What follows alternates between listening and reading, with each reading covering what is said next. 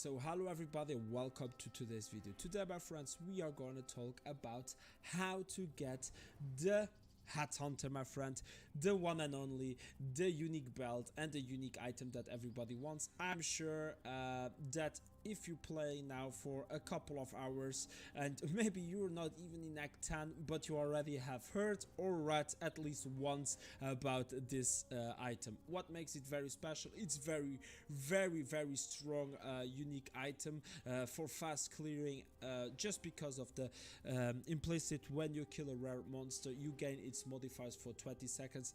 That's fucking huge. And secondly, you can't have it or drop it normally because it was implanted in a leak that in the past leak, and since then you have to find it in other ways than just looting it from normal maps or normal gameplay. Okay, so we are gonna talk about the 10 ways. Okay, 10 ways I'm gonna show you, or we are gonna talk about how to get the Headhunter. So the first and the most known one is by Orb of Chancing. Just for that, I'm just gonna go for the standard, because I have to Headhunter here on standard, but I want to go for leak so that I can show you how to do it. But Orb of Chancing Headhunter, it is the most known by people, and it's the common way how people are doing it nowadays. So let me just import very fast here my hideout, just that it looks a bit better. So how we do that? Okay, first we need a map. It doesn't matter which map, so we are just gonna take the Jungle Valley, like tier 1. Then we need a Headhunt, like a leather belt, sorry. A leather belt, any, it doesn't matter which one, so we are just gonna take that. I'm always like collecting my leather belts to do that.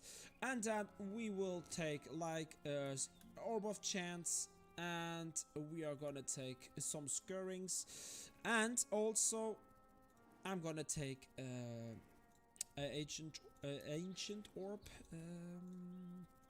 but that's the second point, but I'm already taking it. So we go down to map device, you put your map into your map device, then you go down until Nemesis. That's very important. You need to pay 4 chaos to have Nemesis mod applied to your map, and that's what we want to do. We activate that. Okay, we enter the map, and then in the map we right click our Orb of Chance and we left click our leather belt. That's how we have a chance to get the Headhunter. Why? Because Orb of Chance upgrades a normal item to a random rarity, so it can become unique. Okay, so you have a chance to get a belt that is unique, but as you can see, upgrades a normal item, so we have always to score it back. Okay, and then try it again, and we do like that. That's how people try to do it. It will take a lot, or you're very lucky. Okay, but it's gonna take a lot of tries to get that. So, and there we are coming now to our second way to get a Headhunter. That's with any belt. Okay, we are gonna take a belt, a unique belt. It doesn't matter which one, so we are just gonna take this one. Is worth nothing. We go again to Nemesis modded. It's very important. It has to still be a Nemesis modded map, as we did. And we are gonna put the Ancient Orb. That means it reforges a unique item as another of the same item class. So the same item class, it is a belt. So I'm gonna, by putting an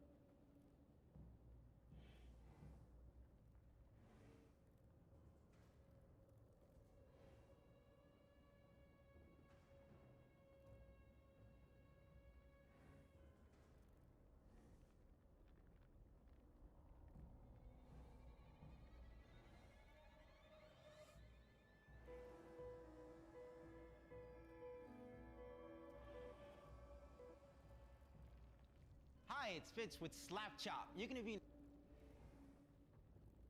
in a great mood all day because you're gonna be slapping your troubles away with the slap chop. Now look, here's a potato.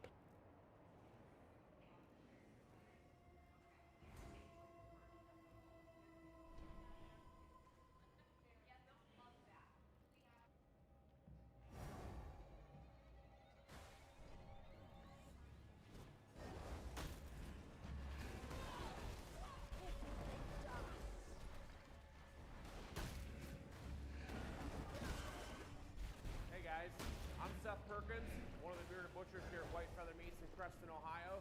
Today, we're cutting up an elk. What you can see here, I have 2 halves of an entire elk carcass, and I understand this is a little bit different for you guys.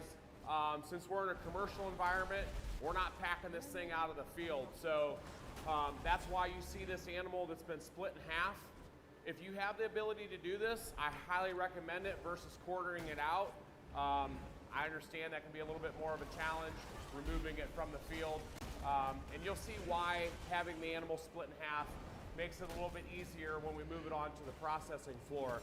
So hind quarter, front quarter, midsection. Let's go get this elk cut out on the floor. Come with me. So just like breaking down a beef carcass, we go between the 5th and 6th rib. 1, 2. Make it cut. And then you want to break down between the 12th and 13th, finding that last rib.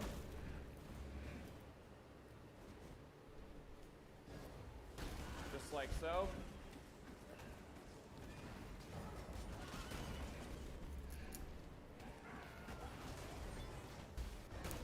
Once you get your cuts made, go ahead and grab your saw. Look at that beautiful, lean elk loin right there. Wonderful.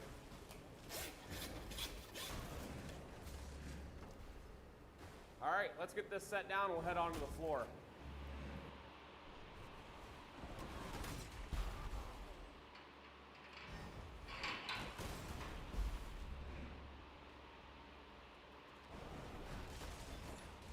All right, so let's go over our arsenal a little bit that we're going to be using to process this elk today. Normally what you would see is I'd be using my Victorinox, my Forstner blades, but in this particular situation, since we are processing wild game, we're going to go ahead and hang up the commercial stuff today. And in some of our previous videos, you've seen us use Outdoor Edge. So the ultimate deer processing guide that we did a while back, a year and a half or so ago, we used Outdoor Edge.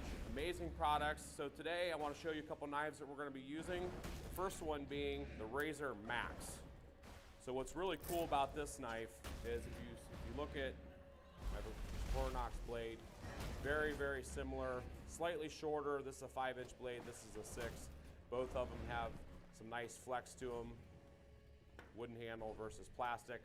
So extremely impressed with the knife already, but I want to show you one of the coolest features about this blade. So remember, you know, in this application, we're in our commercial meat processing plant here at White Feather Meats. I have the ability to go sharpen my knife at any moment. With this knife, you know, let's say you're out on the side of a mountain somewhere and your blade gets dull.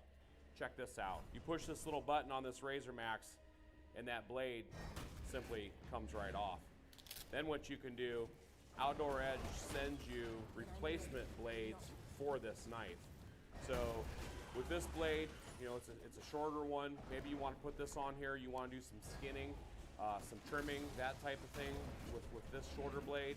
But then when it comes to the actual boning and fabrication, quartering of the meat, you want to use your longer 5-inch blade. So go ahead and snap a blade on. There's a nice plastic tote that once your blade gets dull, you can put it inside this plastic carrying case. You can take it home. These blades can be resharpened. Doesn't necessarily mean you need to just discard it when it's dull. So great knife, we're in love with it already. We're gonna put it to the test today. And then also I should mention that this little Razor Pro, add one of these to your arsenal, 3.5-inch blade. Here again, you can remove it. If you wanna see something really cool, is you can also fit the 5-inch blade onto the Razor Pro.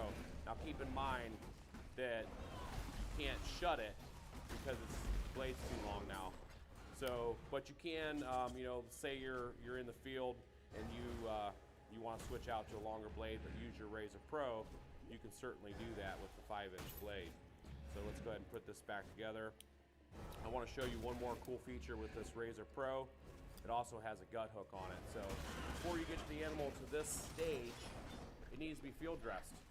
This is a perfect knife for that, for skinning and field dressing. So I want to show you a couple more things by Outdoor Edge. So if you want to get the Razor Max and add it to your arsenal, this is a good item to have as well. This is the game processor kit. This is the 12-piece field to freezer kit. Comes with a cutting board, as you can see. We have a saw, some spreaders. There's some commercial grade scissors. And you also have these real nice knives here. You can see I have an 8-inch breaking knife. So essentially that's gonna replace this in this environment today. So keep that in mind. Game processor kit, go ahead and grab one of these. Great for pretty much everything you need to do to butcher wild game at home. And oh, also I have the EDC, the everyday carry. And here again, removable blade. So definitely one of the coolest things that we think has hit the market in the last few years, because in our industry, you absolutely cannot do this with a dull blade. And this is the fix right here. Always keeping your blade sharp. So if you guys want to go out and you want to snag some Outdoor Edge products, visit your local retailer that carries them, or go to outdooredge.com, grab yourself one of these blades. I think you're going to be impressed. All right, so it's time to get started on this elk. And if you remember, I broke this down between the 5th and 6th rib inside the cooler, exposing where we need to make that first cut, using my 8-inch Outdoor Edge breaking knife. I'm going to go ahead, pulling it through. Like that. Just remember, safety is key, so anytime you're pulling a knife towards yourself, be extremely careful. Go ahead and get my breaking saw. Another nice thing to have in your arsenal is a meat hook. This one's made by Dexter, 4-inch meat hook. Pretty handy to have. So what you have right here is the 4/4 of the elk. Go ahead and explain to you what we can get out of this. We have the front shank. This is the shoulder clod area, the arm portion. We have a brisket. This is your blade portion. So what we're gonna get out of this today is a top blade steak, otherwise known as a flat iron. We're gonna get some boneless chuck roasts. We're gonna get some arm roasts. You can save the neck. You can cut this up into pieces, make some excellent stew, etc. You can also get some real nice brontosaurus ribs out of this. So we're gonna do that today. Then on the remaining portion, this rib portion, we're gonna do some French chops. You all know we love those French chops with those long bones on them. We're gonna leave some as racks. We're gonna cut some into chops. We have elk skirt steak. We're gonna do some ribs. And then anything on this that is considered for trimmings, we'll put it on our trimming table. We'll remove the excess fat, gristle, and then that'll go into our elk ground hamburger products, patties, and sauces, and things like that. So let's go ahead and get started. We're gonna put this Razor Max to the test. I can already feel that it has a very nice, sharp, smooth edge on it. Has a nice flex to it, which I like in any boning trimming knife.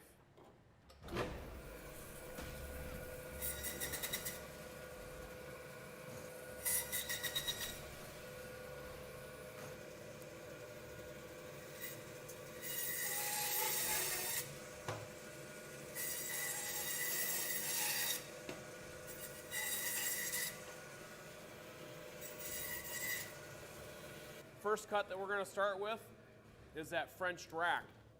So we're going to go ahead and grab our meat hook. We're going to pull the membrane off these bones, and then we're just going to get started boning it out, exposing these nice long bones, and showing you how to make an elk French rack. Quite possibly one of my favorite cuts to make, to cook, and to eat. So we want to start by removing the bones off this back here, trying to stay as close to the bone as possible, as mentioned in all of our other videos. As I'm working through this process, you can see behind me my older brother Sean, he's working at trimmings.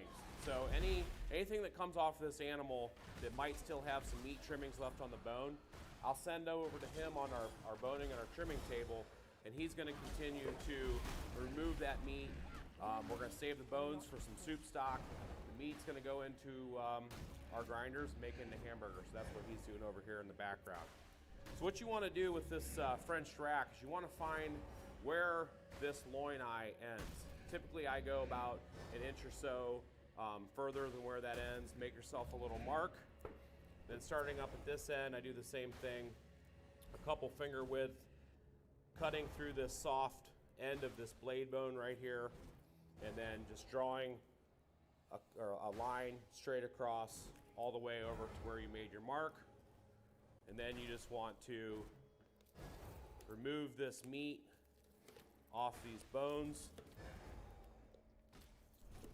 I really like with this Razor Max that it has pinpoint accuracy right on the tip of that blade. So you can just give it real nice, accurate precision. I can already tell that it's gonna be a very, very nice blade to work with.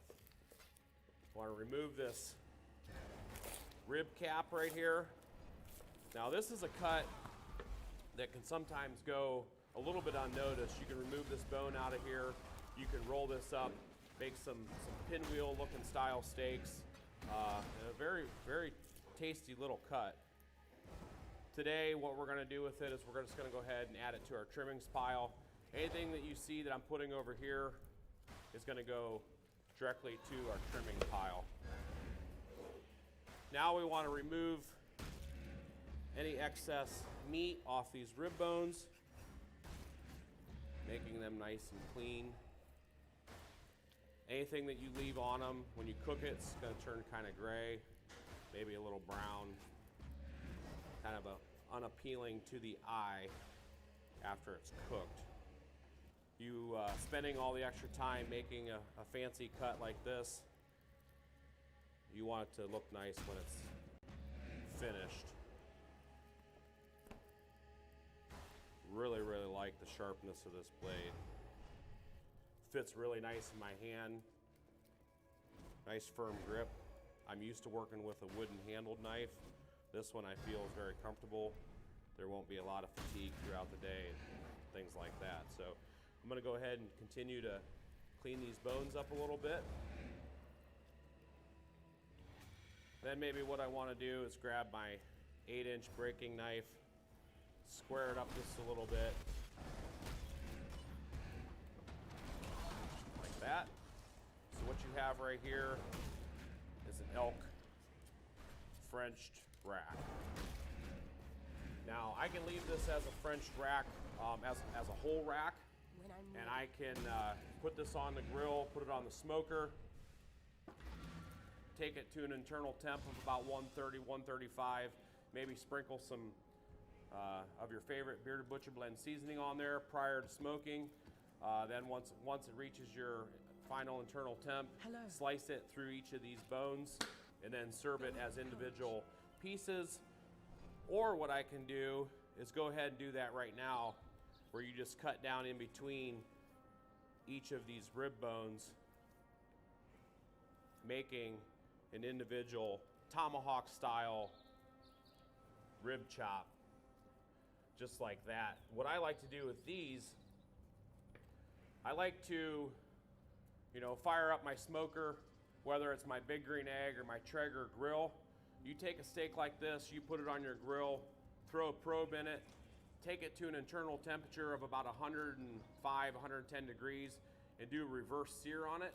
Once it reaches that internal temperature of 105 to 110, you want to crank the temperature of your grill up. You want to start your process out at about 225 during your first step. The second step, you want to crank your grill up to about 500, 600. You can finish this in a cast iron skillet. You can put it right on your grill grate, taking it to an internal temp of about, that 135 range.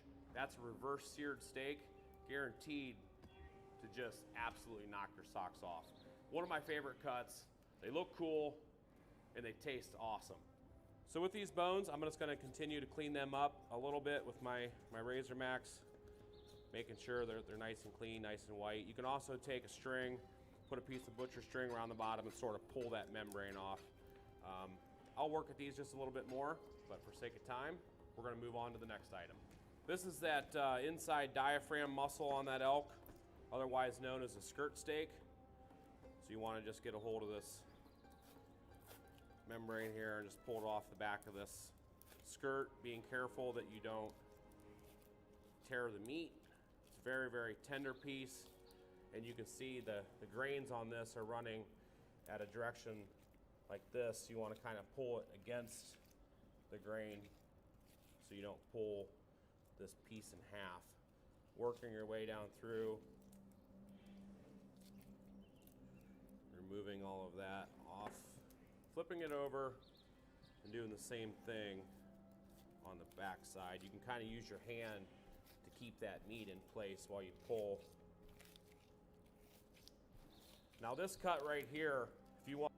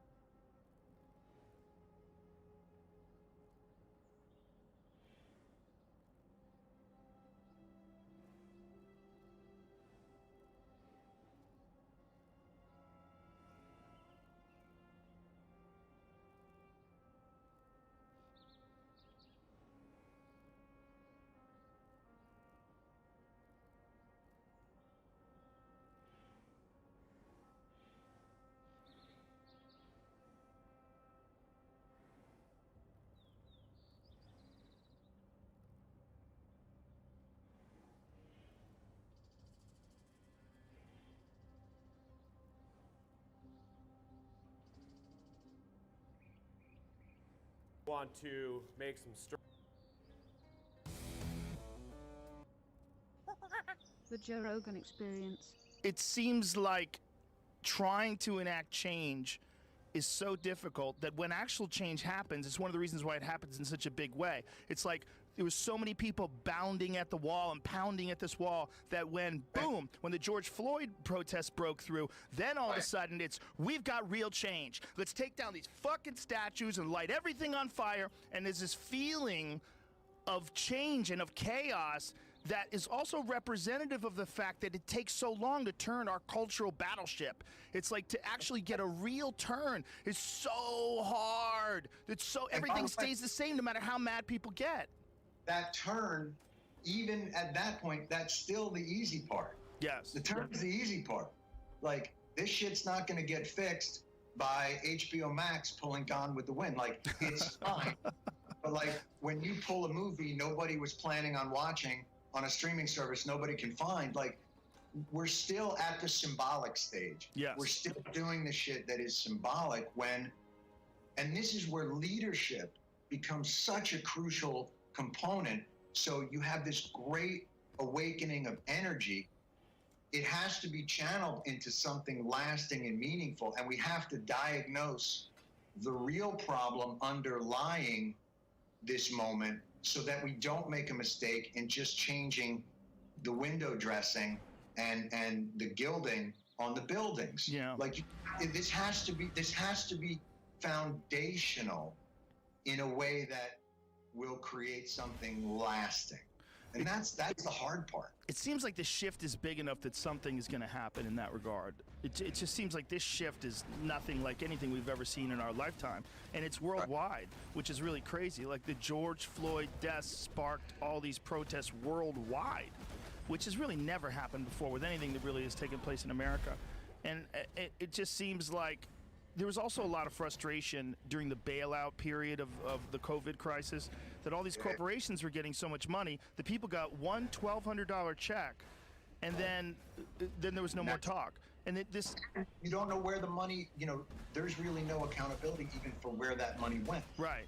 That's a great point, Joe, because that's what I'm talking about by structural change. Like, I feel like in this moment, this horrible crime and murder sparked something, but what's underlying that is not just the racial inequality and the inequities, but this whole idea of we build our society economically from the top down. Yes. Like, that's the shit that's got to change. Right. We it's a have great to. game. Well, like when you're in a pandemic, right, and tens of thousands of people are dying, and then we say to ourselves, all right, well, who are the essential workers? Who are the ones that are the fabric of our society and culture that keep the wheels turning and the trains running? Like, who are those people? Well, it turns out they're the most poorly compensated people in our society. Yeah. Because we flipped the paradigm. For some reason, since the 80s, the investor class has gotten the break, and the working class has gotten minimums. We've devalued work while overvaluing investment.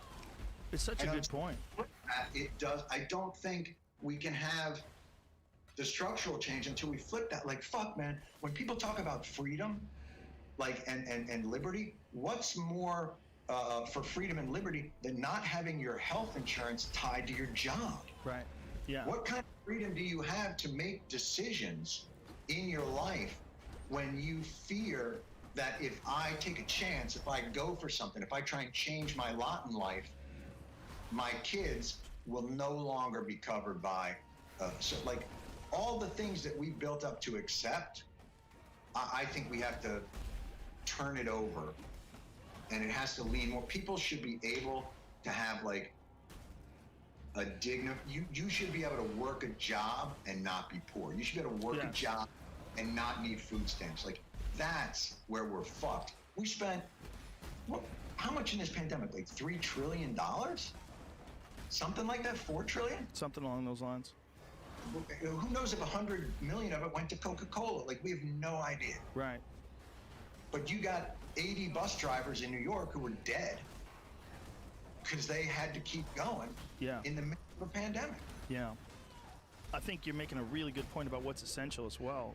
When we found out that what the essential workers are, right? People who work at supermarkets, people who build homes, like all these essential jobs. Bunker down. Yes. Like if you can't afford to. Right. That, you're putting yourself in. You know, it's funny. I was talking. Thank God for Ricky Gervais going off Sunday night to let people know that you still got a voice, okay? We still got a voice. You know what? If they want to cancel your TV show, we don't have one. If they want to cancel my Twitter account, I'll keep telling jokes. Right. You know, so we're in a society right now that we're not going to stop. The Comedy Store's not going to shut down. Right. You know, none of the other clubs are going to shut down. So you have to say that's what comedy is. It's the truth. It's the truth. So that's what are you scared of? Hearing the fucking Comedy is truth? a dark room where adults go to hear the uncomfortable truths. It's the truth. Yeah. You know, when I saw those people at the whatever, the Grammys, the Golden Globes, they were fucking moving in their chair. That means a comic did his job. That means a comic did his job. And the people that had a sense of humor, they were laughing. They didn't give a fuck. Yeah. You know, it's what happens is you're at a table with 6 guys. Tom Hanks is at that table. I'm not allowed to laugh. Fuck you. Fuck you, Tom Hanks, with that long head of yours. He said You Scorsese made it. wasn't tall enough to ride. The How much rides. time are you spending at the amusement park? Yeah. He's not tall enough to ride the The ride. Felicity Hoffman license plate, Oh, all yeah, that it's shit. so funny. That's brilliant shit. And then at the end, he said something that you want to tell people every day, and you can't, because that's how I know I live my life. I know that half of these people walk around with 1 foot in and 1 foot out, and they brag to you about the 1 foot in, about how good of people they are. They donate to fucking this, they do this, but then they have this other leg in this fucking destruction mode where, you know, their employees are jumping out fucking windows, and, you know, fucking. The line about ISIS having a streaming service. Was Yeah, the best. and you know what? And then that line. What was the Jeffrey Epstein line? That was funny too. Some, No, he said something about it and he was talking about his. Oh, you have to take your own private plane. But look at even the fucking ISIS line. The ISIS line is a joke, but to you people listening at the house, it's not a joke. These people will either scab off a dog's knee. They don't give a fuck. They really don't give a fuck. You know, he made a Harvey Weinstein joke or something. There's that was it. He said it was like it was something about Harvey Weinstein and Jeffrey Epstein, wasn't it? Well, Epstein was. He said that he'd rather be. This is the last time he's doing it. That you'd much rather be watching. That Netflix is. Everybody's talking. Everybody's streaming. Television dead. Movies dead. Everybody's streaming. Everybody's talking about Netflix. That his show is on Netflix about a guy who's thinking of killing himself after his wife dies of cancer. He goes, spoiler alert. He doesn't kill himself. Just like Jeffrey Epstein. Ah, that was it. And he goes, oh, I know, he was your friend. I don't care. You know? Yeah. And then he goes, you had to get your own flight here tonight. And that's the truth. You know, listen, even in comedy. Okay, you were around for Kennison. Or we're not. I was a kid. I mean, I was in high school, and I okay. So you weren't at the I went and saw. No. But I saw Kennison when I was 16. I was such a fan. I bought a ticket by myself. I went to the Tupperware Theater in Orlando and sat there and watched it. But my point is that if you knew Kennison, like I didn't know Kennison, but I see it now in smaller scales. There's always that one rich guy at the Comedy Store. His parents are filthy rich. Nobody knows about it. He just goes up there, and since his comedy isn't up to par, he becomes something else. He has to lure them in with something else, you know. And when you could see that Jeffrey Epstein was just one of those guys that hobnobbed against big-time people, and then I'll take my jet, come to my island, you know. It became like a fucking joke. There's people like that creep into your circle. And they're called, what are those people that if you eat cake, they give you cake? what are those people? Enablers? Enablers. They're really like fucking enablers, like you know. And it was weird that when he said it, he struck a chord with all those people. Jeffrey Epstein would be at all those parties mingling. They all knew who the fuck he was, you know. They all knew what was going on with Harvey Weinstein, what he was doing. They all knew.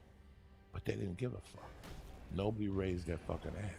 We live in a town where if we raise our hand, we lose our career. We care more about our pocketbook. You don't think that anybody knew Harvey Weinstein was fucking broads or getting his dick sucked for movies? You're gonna look me in the face and say that?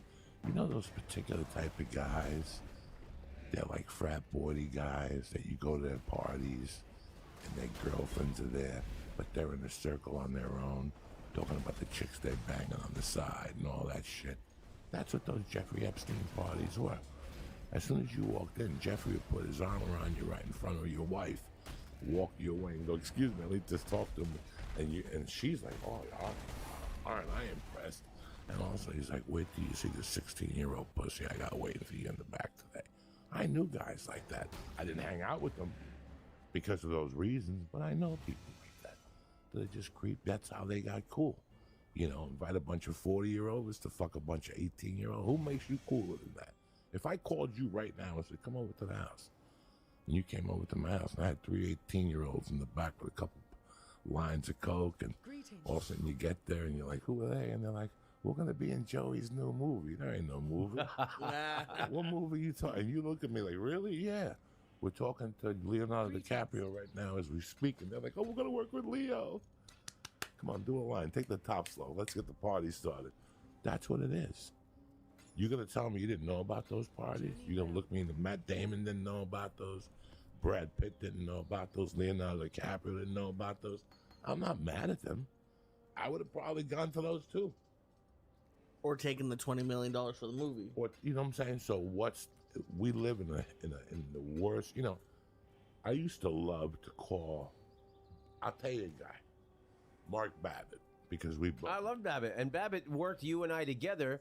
You and I met because Babbitt booked us together. But I got into a point with Babbitt where I would just call him to say hello. And I would get off the phone. I would never ask him for work.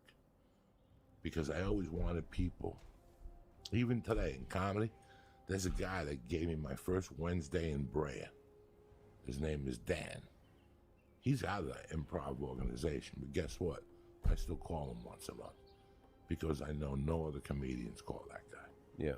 Once you're out of a position to put money in my pocket, we don't need you no more. I think that's a horrible. I think whoever raised you did a bad job. Yeah. I think that, and I don't do that with people. Even after somebody leaves the club, if they took care of me, I try to call them once a fucking year. I still call the bowler from San Jose. They used to have a manager on the weekends.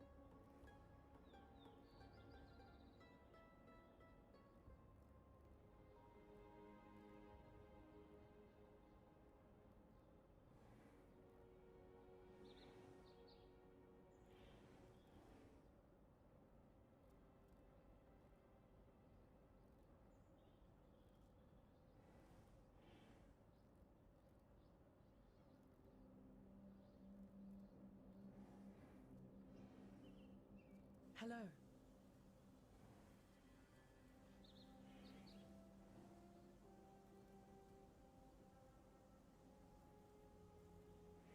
Keep your life to your own.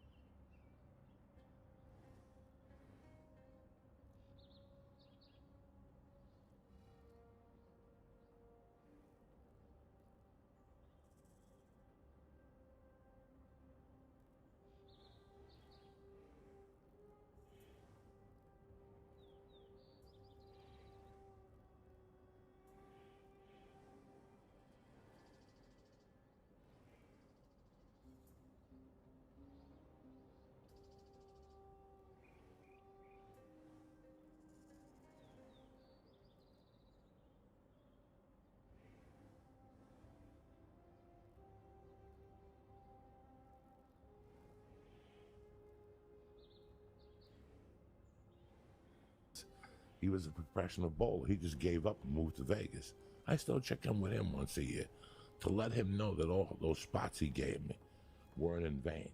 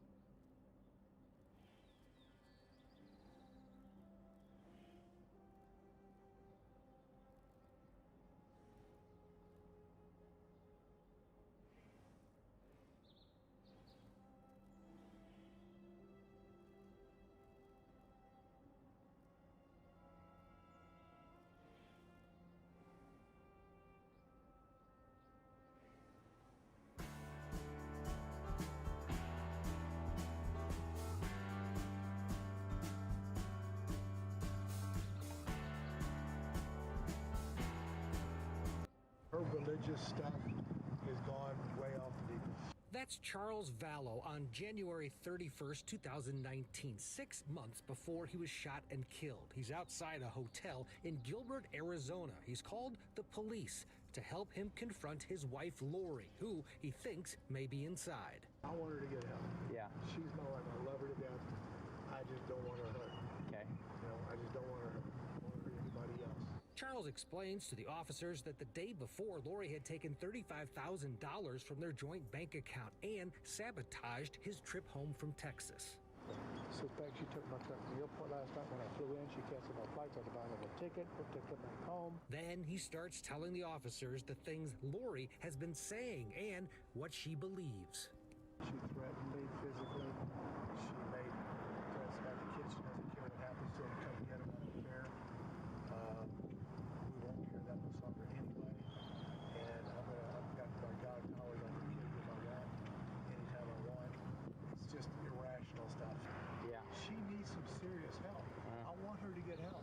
I'm worried about her.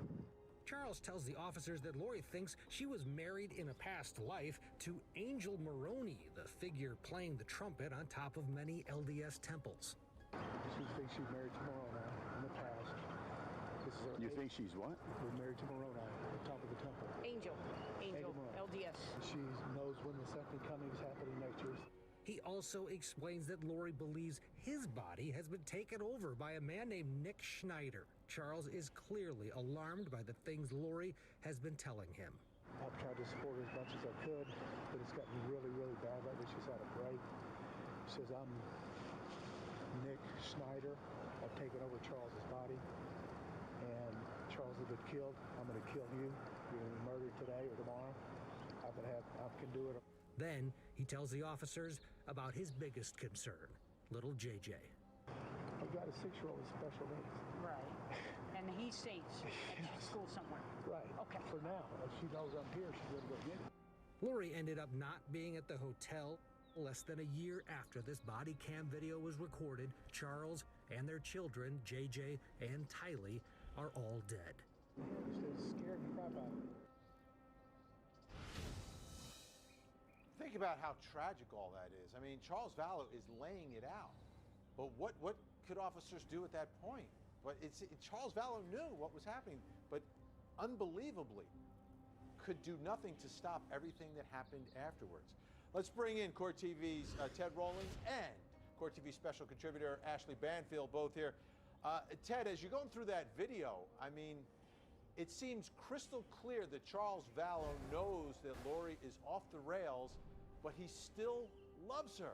Still loves her. Yeah, and wants something done to help her. And that's sort of his reoccurring theme. It's interesting. He was successful. The police brought her in for a mental evaluation the next day. She passed it with flying colors. She walked in, and after they talked with her, oh, this woman's fine. Let her go, because she was so good and so manipulative. and they couldn't, like, to your point, what could they do at that point? Frustrating. I want to take a listen to Melanie Gibb, who was on Dateline last night. This is from Dateline. This is a former friend of Lori Vallow. She's also a former member of this cult that they were a part of. And here she is talking about the relationship between Lori Vallow and not Charles Vallow, but Lori Vallow and her new husband, Chad Daybell. Take a listen. I saw him as the hand and her as the puppet on that hand. They were both like gasoline and fire, equally destructive to each other. So in a way, they both had deception in them. That's for sure. And they both lie. And so that was their common thread, is that they were really good lying to each other.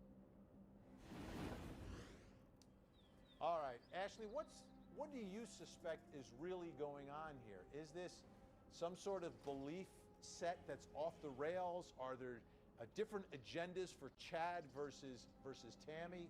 What do you think is really going on here? Well, at the beginning of all of this, Benny, I really suspected that Lori had fallen victim to a Svengali-like cult leader. I mean, we've seen it before, right? We saw the followers of Marshall Applewhite all let him lead them to their deaths. Jim Jones, I mean, Charles Manson had people kill for him. David Koresh, I mean, we've seen it before. It's not like it isn't possible. You see the video of them and they just sure don't look strange. They don't look scary. They don't look weird. So it might be a little bit hard to accept, but you can't see what's in their minds. But as the evidence has increasingly become evident, it's a little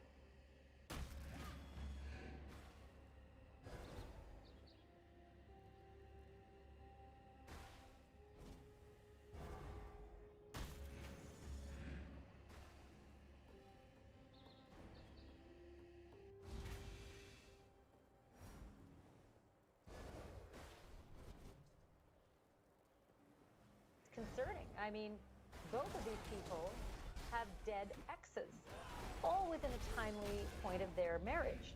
And now she has 2 dead children. He has 2 dead children's bodies in his yard. So I'm not so sure that it's the hand and the puppet. I think these might be 2 hands, and I think there may be other people they're playing in this cult-like organization, because there are more people. Her brother, Alex Cox, is married to somebody who apparently had these same beliefs. Alex Cox apparently had these beliefs. He's now dead, conveniently, because many of the signs point towards him having some responsibility in the burial, at least, of these children. So I'm not 100% sure that it's one rock in the other, so to speak. And I think that's probably what the police are thinking about right now. And I should tell you this, Vinny, I spoke with the Rexford police today. And you're not going to like this, because every time you and I talk, that name, who you won't mention, comes up. The woman in Florida, Casey Anthony. I spoke with the Rexford police about Casey Anthony's case, and they are talking about her too. And it's for that reason they're taking their time. They said they are being absolutely careful. They want their ducks in a row. They're not going to go flying out with charges until they have every piece of the puzzle in place, and Casey Anthony was a cautionary tale for them. Fascinating. You know, Ted, every time someone died, it made things better for Chad Daybell, right? He meets this blonde, Lori Vallow. She's married. Oh, now she's not married anymore. Uh-oh, I'm married. Now I'm not married anymore. Oh, she's got these 2 kids. One of them's special needs. We got to take care of them. That's going to cost money. Oh, they're gone now. Now we're down in Hawaii with a bag of money. That's the way I look at Chad Daybell. Yeah, I think it's pretty obvious, right? I mean, he fell in love with Lori. They met at a conference, and I think at first that he was in charge, and he is the prophet, and he's the guy that has all these visions. But Lori jumped right in, and he gave her status in this crazy world. This is where Melanie Gibbs is going to be the star witness for the state when they do press charges, and they will. Because she'll be able to tell the story and show how Lori was at the beginning taken by him and believed it. But then there had to have been a moment where she crossed the line on her own. She killed her own children, and she had them killed because of this guy. I think they both wanted that free lifestyle. They both wanted to be together. She told Charles Vallow 6 months before, I don't care about the kids, you take the kids. So she had that in the back of her mind as well. It wasn't just Chad. Yeah, and that's the problem.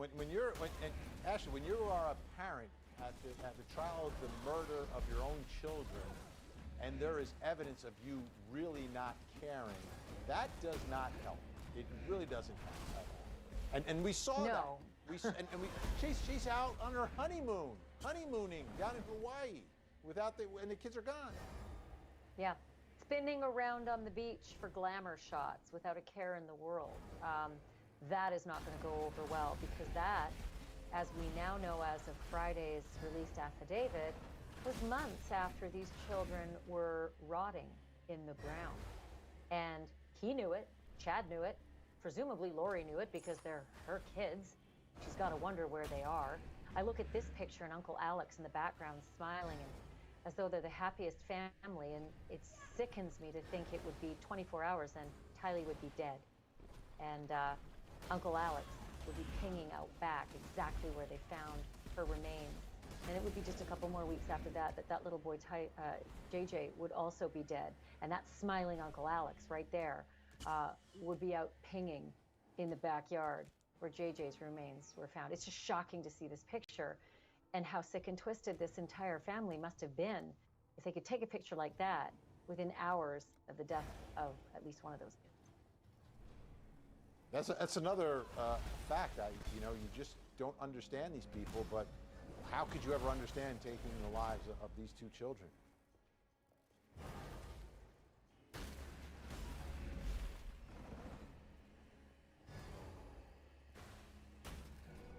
The next day, Emma called back, telling her mother, "I don't know if I can face you." It turns out Emma was living in a women's shelter. For 2 whole days, the two went back and forth until Shelley unilaterally decided to fly to Victoria. I just thought my instincts have been telling me right from day one that this is not just a momentary lapse of strength. I said there's something really, really wrong here. Shelley arrived on the evening of November 28th, but Emma was nowhere to be found. That was the last day anyone saw her alive. When we return, the secrets that Emma left behind. She's missing. I am missing.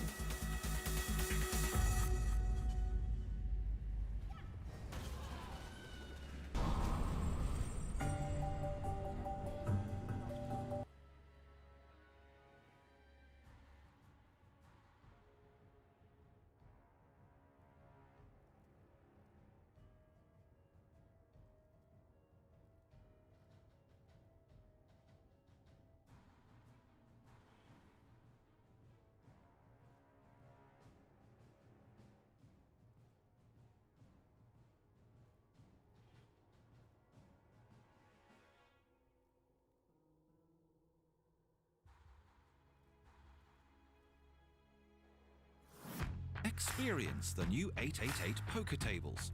Play with £20 free. Have you ever hooked up with a squirter? Yes, once. But you weren't bothered by it. I loved it. Yeah, because you felt. Yeah, fuck. Like Oh, you yeah. had something in Squirt in common. your face. No, I didn't know what was gonna happen, so it. Did you drink the squirt juice? No, I didn't. No, it. I'm not gonna do the joke I have about it, but it came out onto the sheets. Yeah. And then we only hooked up, I think, that one time. But I would love if I knew. Like, I would love to date a girl who squirted. That would be great. But you wouldn't drink the juice anyway. I'm not gonna drink it like with a straw, but if it comes out, while you're fingering or eating a pussy, it squirts, and you open your mouth like a water fountain. Like hummus is coming in. You treated everything like you treat hummus, you'd be in good shape. You know that? Well, if you eat ass and ate pussy like that, first of all, it's hummus. Ass is disgusting. I don't care what you say. I'm with you. So is hummus. I'm not into eating ass. We're like the only people. I love it. So is hummus. No, it's not. Are you? She's married. She don't need to eat ass no more. I know. He wants me to. I'm scared. She don't need to eat ass. Yeah, but she might want her ass eaten. But I don't. It tickles. Thank you. Yeah, she loves. I don't know What about do you that. that makes it even worse. Every woman loves a tongue in their ass. I don't. Special. I swear I They don't. feel special. You put two-finger Louis in their pussy, you lick that asshole. It's brand new. They're like, okay, I can live with this. It don't tickle that much. Yeah, I don't know. Oh my god. Yeah. No, yeah, no, thank you. I don't want. I don't. That's disgusting. But squirting would be awesome. I had a weird one. It didn't spray. It kind of just was like the chicken dirt. The chicken. I didn't see that. No, why would you watch that? You were too busy watching Orange Is the New Purple. Like No, I haven't. And like in Dirt, when Tommy Lee's eating the girl. Oh yeah, yeah, yeah. Beginning of Dirt, he brings all those people to his party. Yes. The chick just sits down. He starts eating her pussy. He's like, guys, you ready? You ready? He pulls his head away. She just starts fucking shooting water. out of her pussy shit! At a party. That's a great party. At like a fucking party. So it's pretty amazing. I've never done it. What, squirting? Yeah, I don't think I can. Can you become a squirter? I don't know. Well, okay, so you know how there's like these sex parties in LA? There's this place called Sanctum. Have you ever heard of it? Yeah, Quigley told us about it. Yeah. Oh, of course she did. I went to one when I first moved here just to like check it out, and a cop came to like check out like the room, and we were in a room with like one of the cops and like some other people, and I was like, oh yeah, I can't squirt, and the cop was like, I'll bet that you can, and he tried to like finger me in front of like a couple of people there. It was crazy, but it didn't work. But I think it's weird that the cop who was on duty like came there to participate. Are you sure he was just not a guy in like a fake costume or something? Probably. That's hysterical. What is a sex party like? Like that? Like is that a good? It was part lame. Really? Yeah, it was. First of all, like no one there was hot, and half the people were in masks, and the other half should have been like. It was like everyone was just like trying to be cool. It was like a wannabe Eyes Wide Shut kind of thing, but yeah, like there was people who were like having sex in one room, but it was very theatrical and it felt like very forced. And like there was like another girl who was wearing a horse mask who was fucking a girl with a strap on who had a Marie Antoinette costume on. It was like trying too hard. Yeah, that sounds like a mushroom trip. That sounds. It was weird, but it was an Sex clubs experience. in the city, When you No, that's the only one I ever went to. here out in L.A. Yeah. No, what was the one in New York City? It was Plato's Retreat. Oh, I've been to one called. That was when you were 10. Yeah. That was when you were 10. That shit. That's a creepy name though. It's always some weird name. Plato's When I was Retreat. growing up, it was Plato's Retreat. I never went there. Yeah. I'm not going to tell you I went there. I never went there, but I heard. Welcome to 888 Poker.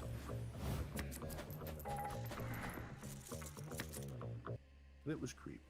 Like, I heard Yeah. friends of mine that were animals that it just wasn't for them. That's not big where I'm from. That sex clubs and all that shit. Like people were just like, what the fuck? I've been to 2 sex things and nobody was good looking. Right? Like, no one's hot there, and I you went think. to a nude beach one time. Oh God. Where? Nobody. Jamaica. Yeah. I mean, nobody.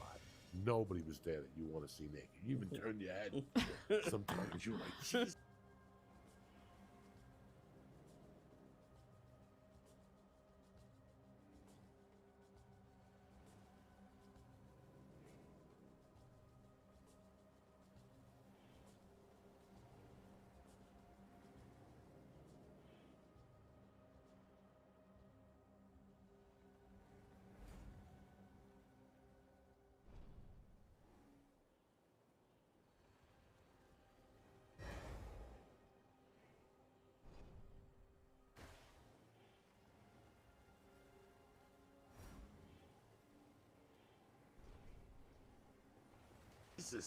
It was a movie, but I quit.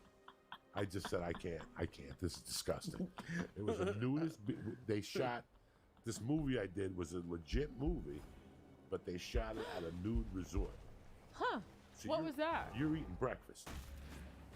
So I'm driving in. I just get picked up at the airport, and it looks like a bomb hit this town. Yeah. There's these chickens. They're skinny. The McDonald's had like no burgers. Like they had a sign that said no burgers. I don't know what the fuck was going on. So it's on McDonald's. It was a horrible place. And I spent the one night. That night I heard a bunch of fucking. When I got there, I can't lie to you guys, I was a little excited. Yeah. Maybe somebody would suck your dick or something. Right. There was nobody there that you wanted to touch your dick. Yeah. Never mind sucking. I think the idea of all of those kind of places are so much better than when you actually get there. Right. That's good to know. Because you want it to be like a movie, like some hot fucking thing, and Like a everyone's porno, good yeah. looking, and they're all doing crazy stuff. But then it's just like lame, weird people.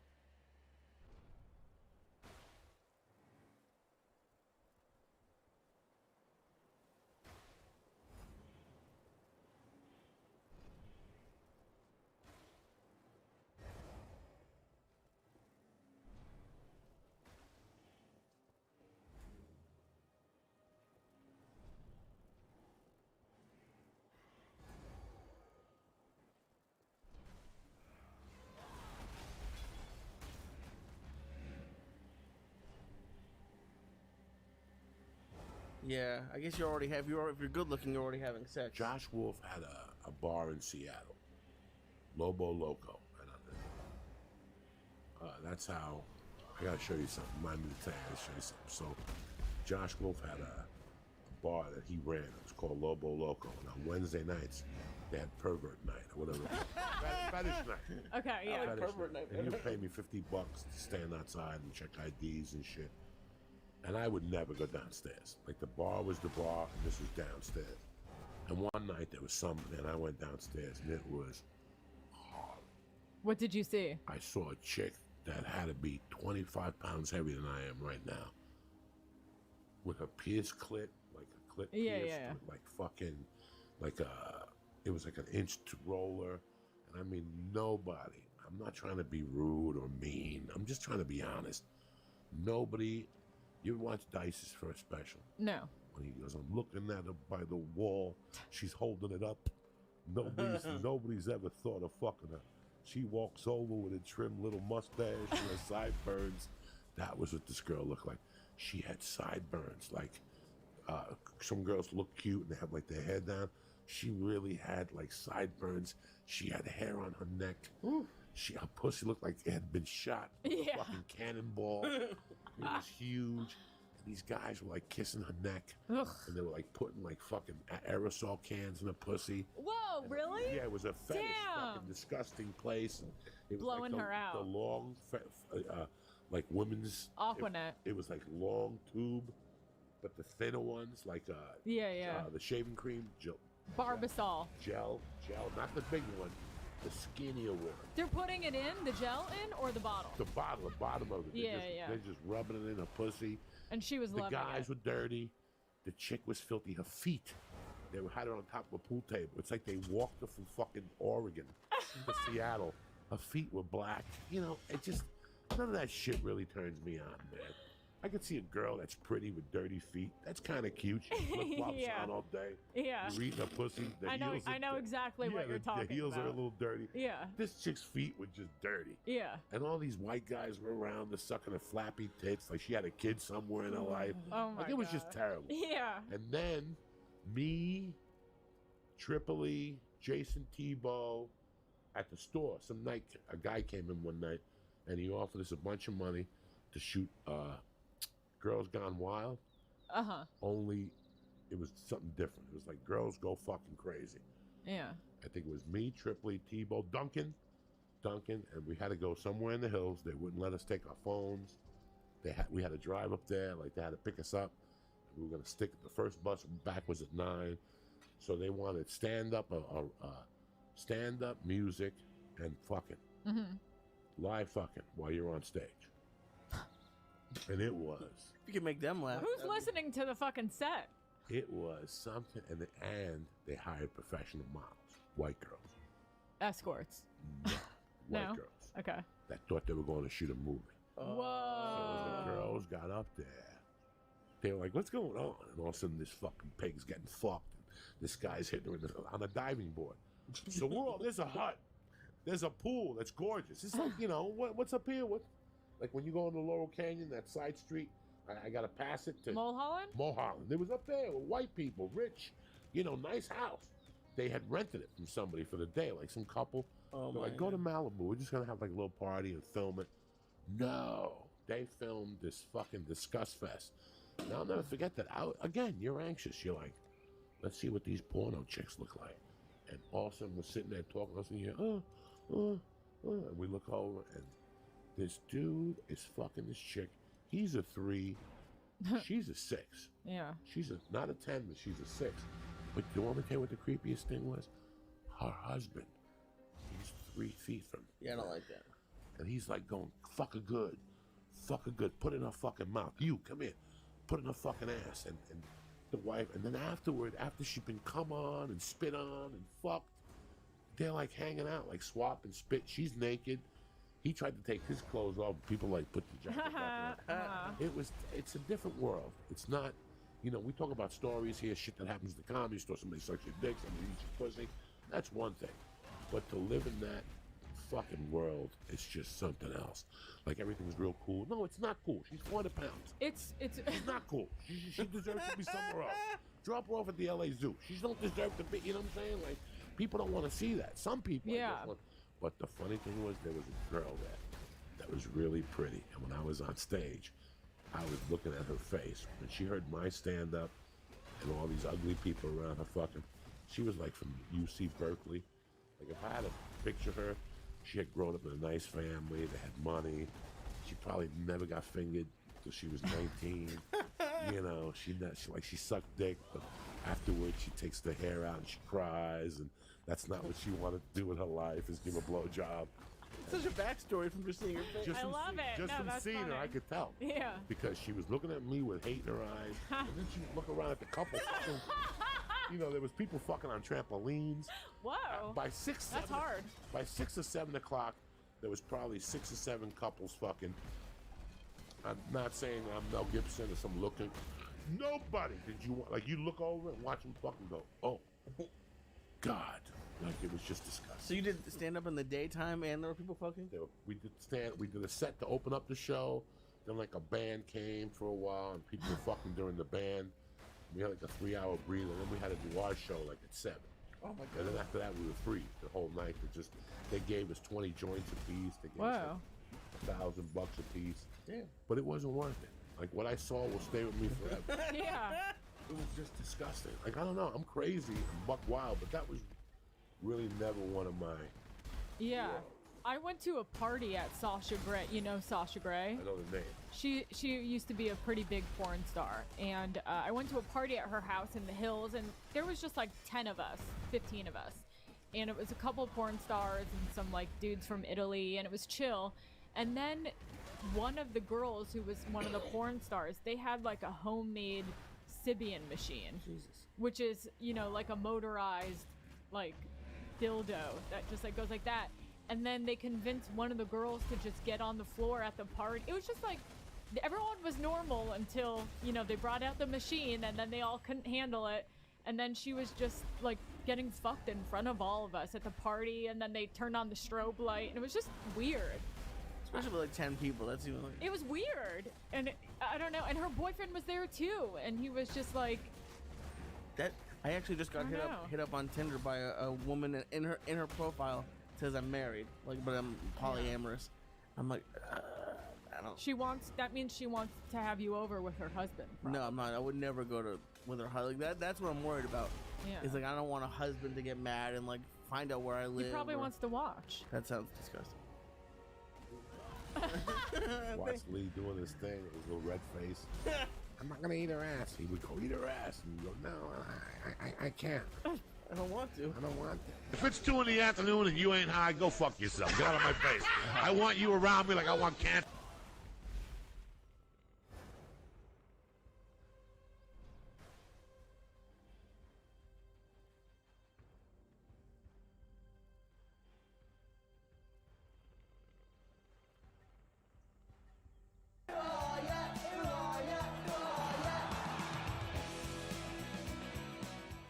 What turns a man on the most? Dirty women. You ready? Nope. What? If your man hasn't given you a stabbing in a week or two, ladies, write this down from your Uncle Joey. Oh, God, I'm afraid. Go to bed early and wake up the next morning and cough and tell him you got the flu. And moan and groan. Nothing turns a man on. Then when you're sick? Than when a woman I'm sick. What are you talking about? I'm telling you.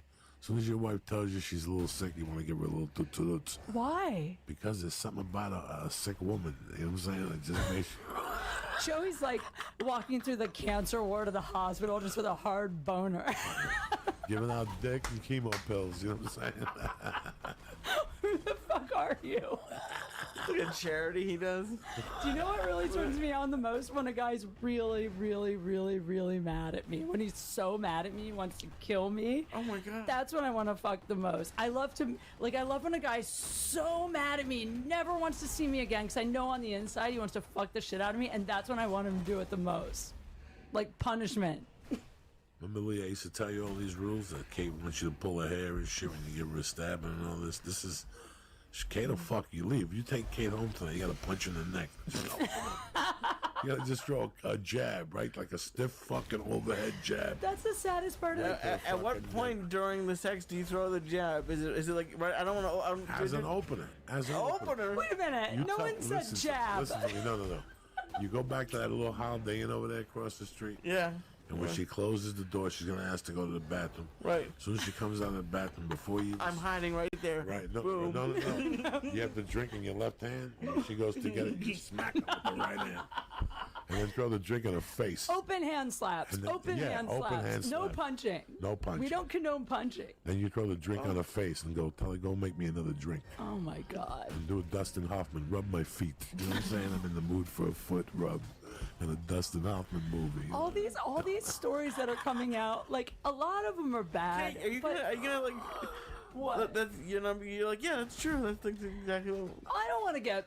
I can't argue that. I mean, I don't want to get punched by a guy coming out of a bathroom, but I'm not gonna lie. Like, oh God, I'm afraid to say this. This is why your podcast freaks me out, because I get so buzzed. I tell the whole truth. But when I read TJ's story this morning, you masturbate. The first thing I thought, it said the girl said he choked me out and punched me in the face, and I was like, God, I kind of want to fuck him now. Yeah, that's a party. Consensually. That's a party right there. I know. Women love when you choke them and fucking poke them in the eye. Not poke them in the eye. Oh, I had unless a girl it's with your dick. And I used to have a girl that I'd poke her in one eye. What are you talking about? Just to fuck her visual. With your finger? Yeah. Okay. Okay. Yes, I did. have a question now. So I haven't been single for a while, but You don't say. right. You've been off the market. She's wanted you for 3 fucking years. I know, man. And you've been off the market. Bullshit. What can I say? I heard But- about your huge cock too. Joey told me. He's a savage. I don't tell you that. Well, he said that he heard I it. don't know nothing. I don't know nothing about cocks. I don't So, talk about but cocks. and I don't. I don't go on men dates. You know what I'm saying? I got Joey's class. never seen my Been in penis. the locker room. No, but I don't look. No, I look straight ahead. You know, I don't want to see I nobody's straightforward. dick. I've been to prison. I didn't see a dick. What? I didn't see one. Come on. I went to prison. I didn't see one dick. You have to see at least a dick. Nothing. I don't know There's no nothing. way you've never seen a dick. I don't know nothing. All right, fine. I saw my stepfather's dick when I was like 8. And that's all the dick I needed That to explains a lot. see. When I watch porn, the dick comes out. I get uncomfortable. You know what? That's why I don't I like- send guys like porn tapes of me fucking, but I do POV from my angle, so they only see the man. Oh, I don't want to see that at all. That's all my porn collection. It's just me fucking holding a camera, and it's just the guy. Guys love it. No, they don't. What Not was if your they're question? Okay, and I don't even like the joking and the smacking thing, but let's say I did. In this like world we live in today, like, how do you can't just go for it because like, what if the girl's like? It's so funny you're saying that because I was just saying to my friend the other day, I was like, I really want to shoot a sketch where a guy and a girl start to have sex, and then like every step of the way, like some lawyer pops out of a side room with a contract to like have the girl sign and notate like like it's okay to fuck me, but if you touch my asshole, then that's like, it's just guys now are afraid. Like, listen to you. You're like, well, what if I choke her and then that's too far? Like, you're actually afraid a First off, girl will. Let me tell you something. I never even heard of choking somebody. What? I never heard of none of these things. I was like really naive when it came to that. Until when? Until I started dating a fucking lunatic. And then you start dating a couple lunatics. So I became a comic and started dating lunatics. Define lunatic, Joey. Lunatics, just I mean- women outside the norm that you meet them and after 2 weeks you know that you like them, you're in love with them, but this ain't gonna go nowhere. She's too fuck. I can't bring this bitch home. She's crazy. She'll fuck my grandfather by mistake. Oh my god. You know what I'm saying? In the middle of the night, she'll suck my By grandfather's dick. mistake. And my grandfather's dead. She'll suck his dick. You know. Oh, God. You just know. You just know. And it's not a trust thing. They're just lunatics. This is going to be. I mean, I hope you always go. I'm optimistic, maybe, but she's fucking nuts. So I met a bunch of women like that in a row that just illuminated me to the world of choking and smack me in the face. And I remember the first time. Like a girl asked you to choke her? How Like did everything I've ever done is because somebody asked me. she never had the impulse to just naturally Knock somebody out? No. well, knock a not woman knock them out, but like No. choke them a little or be like really like I mean, I just didn't like it. interesting. Some guys don't. If you coke me up and drink me up at 4 or 5 in the morning when I'm trying to get my dick hard and shit, I'll have to throw a couple left hooks at you. You know, smacks to the face, smacks to the Joey. face, like smacks to the face. Open-handed. And it was again. weird. It took this girl close to 4 years for me to hit her how she wanted me to. You're only supposed to like slap a girl the way like your parents spanked you when you were a kid. Like What they do you didn't guys really want to. It wasn't that hard, but they did it because they knew they This had girl to. wanted me to fucking smack her. Hard? Yeah, like in the cheek, like fucking bop her. Like I would take my dick out of her mouth and just hit her in the face like a fucking boom and bounce it off her face. Her and face is like one of those shove it bagged back. boxers. I loved it. I would shove it and then pull it out of her fucking mouth and tell her, "You like that dick? You fucking," and twist her head. Twist her You like when they're like this, all twisted, like, and you put them back in. You know, that's what she wanted though. But I don't didn't like to know. have- I did not know that existed. I don't like to have to ask for it though. That's the thing. Like if I have to ask for it, here's the problem: the guys that do it naturally, that just like want to do it, 'cause they want to like choke the shit out of you, and they're like angry at women. Those aren't usually good men to date. And the guys you have to ask for it, they never do it like they really want to, and you know it, so it doesn't really work. I could do it if I'm lunatically coked up. With that, So you don't with choke that- your wife? No, are you fucking crazy? I don't know. No. Lead, you never choke, No, right? she'd kill me. But here's and the- I know I have no like. That's the thing. Like who? I have no interest in choking anybody. All right, let's say I took Try you it. home. Let's say I took a girl home. Oh, thank you. Yeah, I take her home. We do some coke. We talk a little bit, and then the fucking shirt would come off. I'd suck your titties. Okay, take the pants off. The whole fucking stupidity thing. I would eat your pussy, you know, put my dick in your mouth, fuck you, eat your ass. Now I get it. I'd flip you over and eat your ass. Right. After, I would machine gun your ass with my tongue. Oh my Thank you and for then, the visual. And then grab you with 2-finger Louis and scrape the bottom of your pussy so it would go. And you lick that fucking asshole. And if you don't, and then if that doesn't drive them to say, just put it in my ass, you have to be a gentleman and go, and in the middle of it go, and spit in their asshole. Spit in their asshole.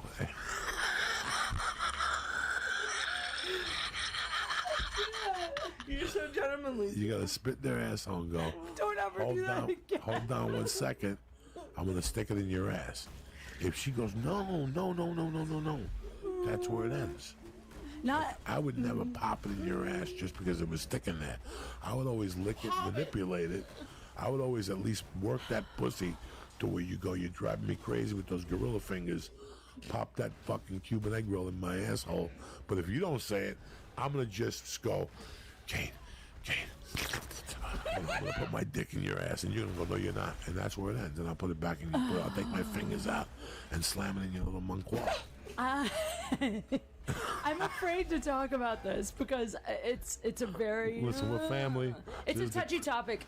This is the Christmas special. I'm gonna make. This is a disclaimer to say that I'm not condoning this for other women, but like, I was so scared to take it in the butt. You know, I've only done it with one guy because of you, because you said no one would take me to dinner ever again. But I was really scared, so I kept telling that guy no. Also, I was trying to save it for love. Like, I really wanted to save it for like my next husband, but. This guy, you know, he kept kind of trying, and every time he'd try a little more, and I'd say no, and he'd stop, and he'd try a little more, and I'd say no, and he'd stop. And then one night, I was like, I don't want to, and he was like, let me just try, and I was like, I don't want to, and then before I knew it, it was in there. Oh yeah, because now you already busted your hymen. You got no rubber band. But what I'm saying We gotta is, replace the rubber band and tighten it. but you should never say, you should never do it when the girl's saying no. He shouldn't have done that. But then once it was in there, I was like, oh, it's not that bad, and then it was kind of nice. So now, I'm like, I should be mad at him for doing that, but in some ways, I'm kind of like glad. But he was very careful, and I never knew what was happening. The last two podcasts. If you're a I'm gonna professional, kill myself tomorrow. if you're a FYI. professional, like I could slip in your ass. And He we're was a professional. If we're coked up and we're fucked up and it's 6, 7 in the morning, and I could tell I have you halfway there. Why the morning? What's halfway there mean? Halfway there, I got 2 fingers in your pussy. Okay. And I got my middle finger in your asshole, and I'm licking around it like a popsicle. Okay, and I'm finger banging your pussy and your asshole at the same time in unison. Right. You're popping that ass. If you can't, That feels like the whole way there to me. and Why you does lick this it, always happen? and then you take those 2 fingers out and just chew on their clit for a little while. While Chew? Yeah, just like gnaw on it like a dog.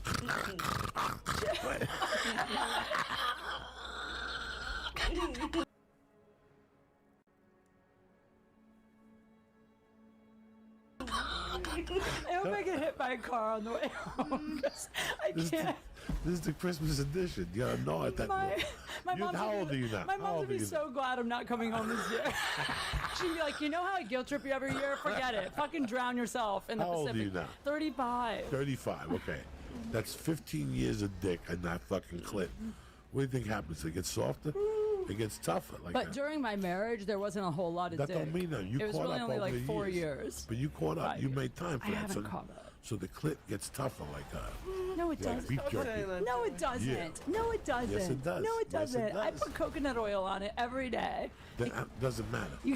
Somebody's gonna come along and give you fucking a stabbing for like a year. I hope so. Suck all the coconut oil out of you, and what do you think happens to your noodle?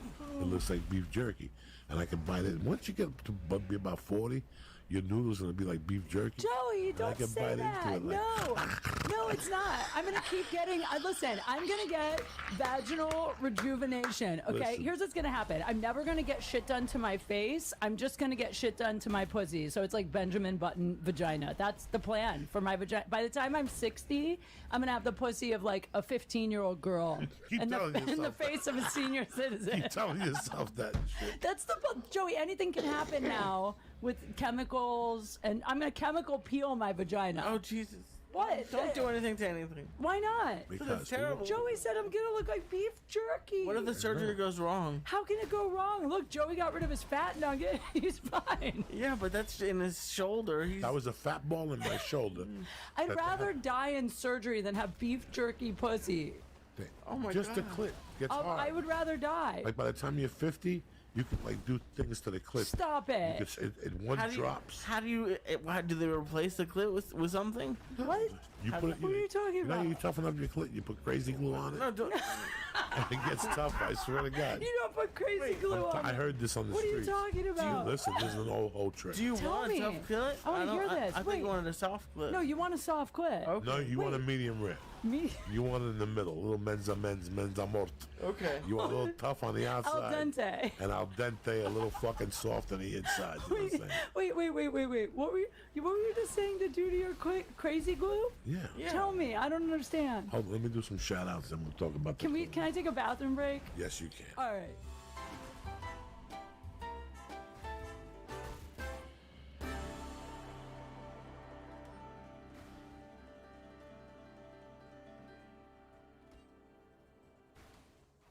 When was the last time somebody drank your juice? It's Cake been a quickly? minute. It's Well, been. You gotta get back it's on been the a fucking while. horse. I you know really what I'm do saying? need to. You need to drink their juice and I need to drink your juice. I'm Nothing wrong with afraid. I'm My cheeks afraid. hurt. What are you afraid of? I don't know. I've gotten to a place where I feel a little afraid of dating now because I haven't dated since November, and everything has been pretty calm. I mean, until a couple weeks you've ago. been on some dates. You just haven't I've been on a gotten couple fucked. dates. Yeah.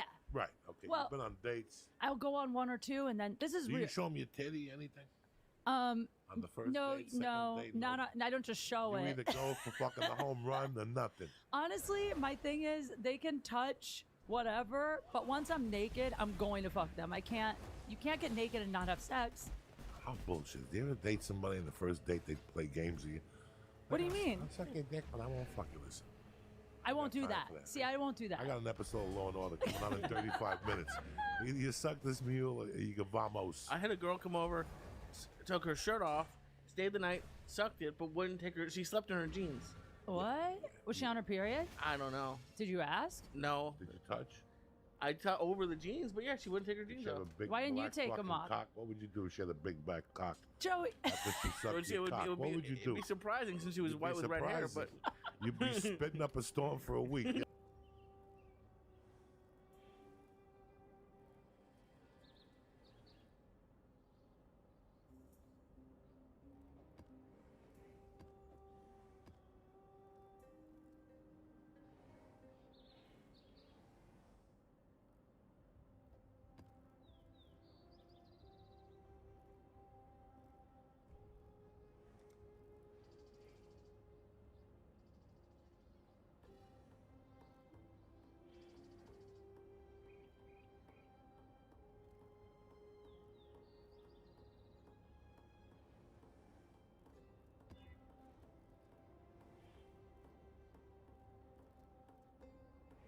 When I'm ready and not before.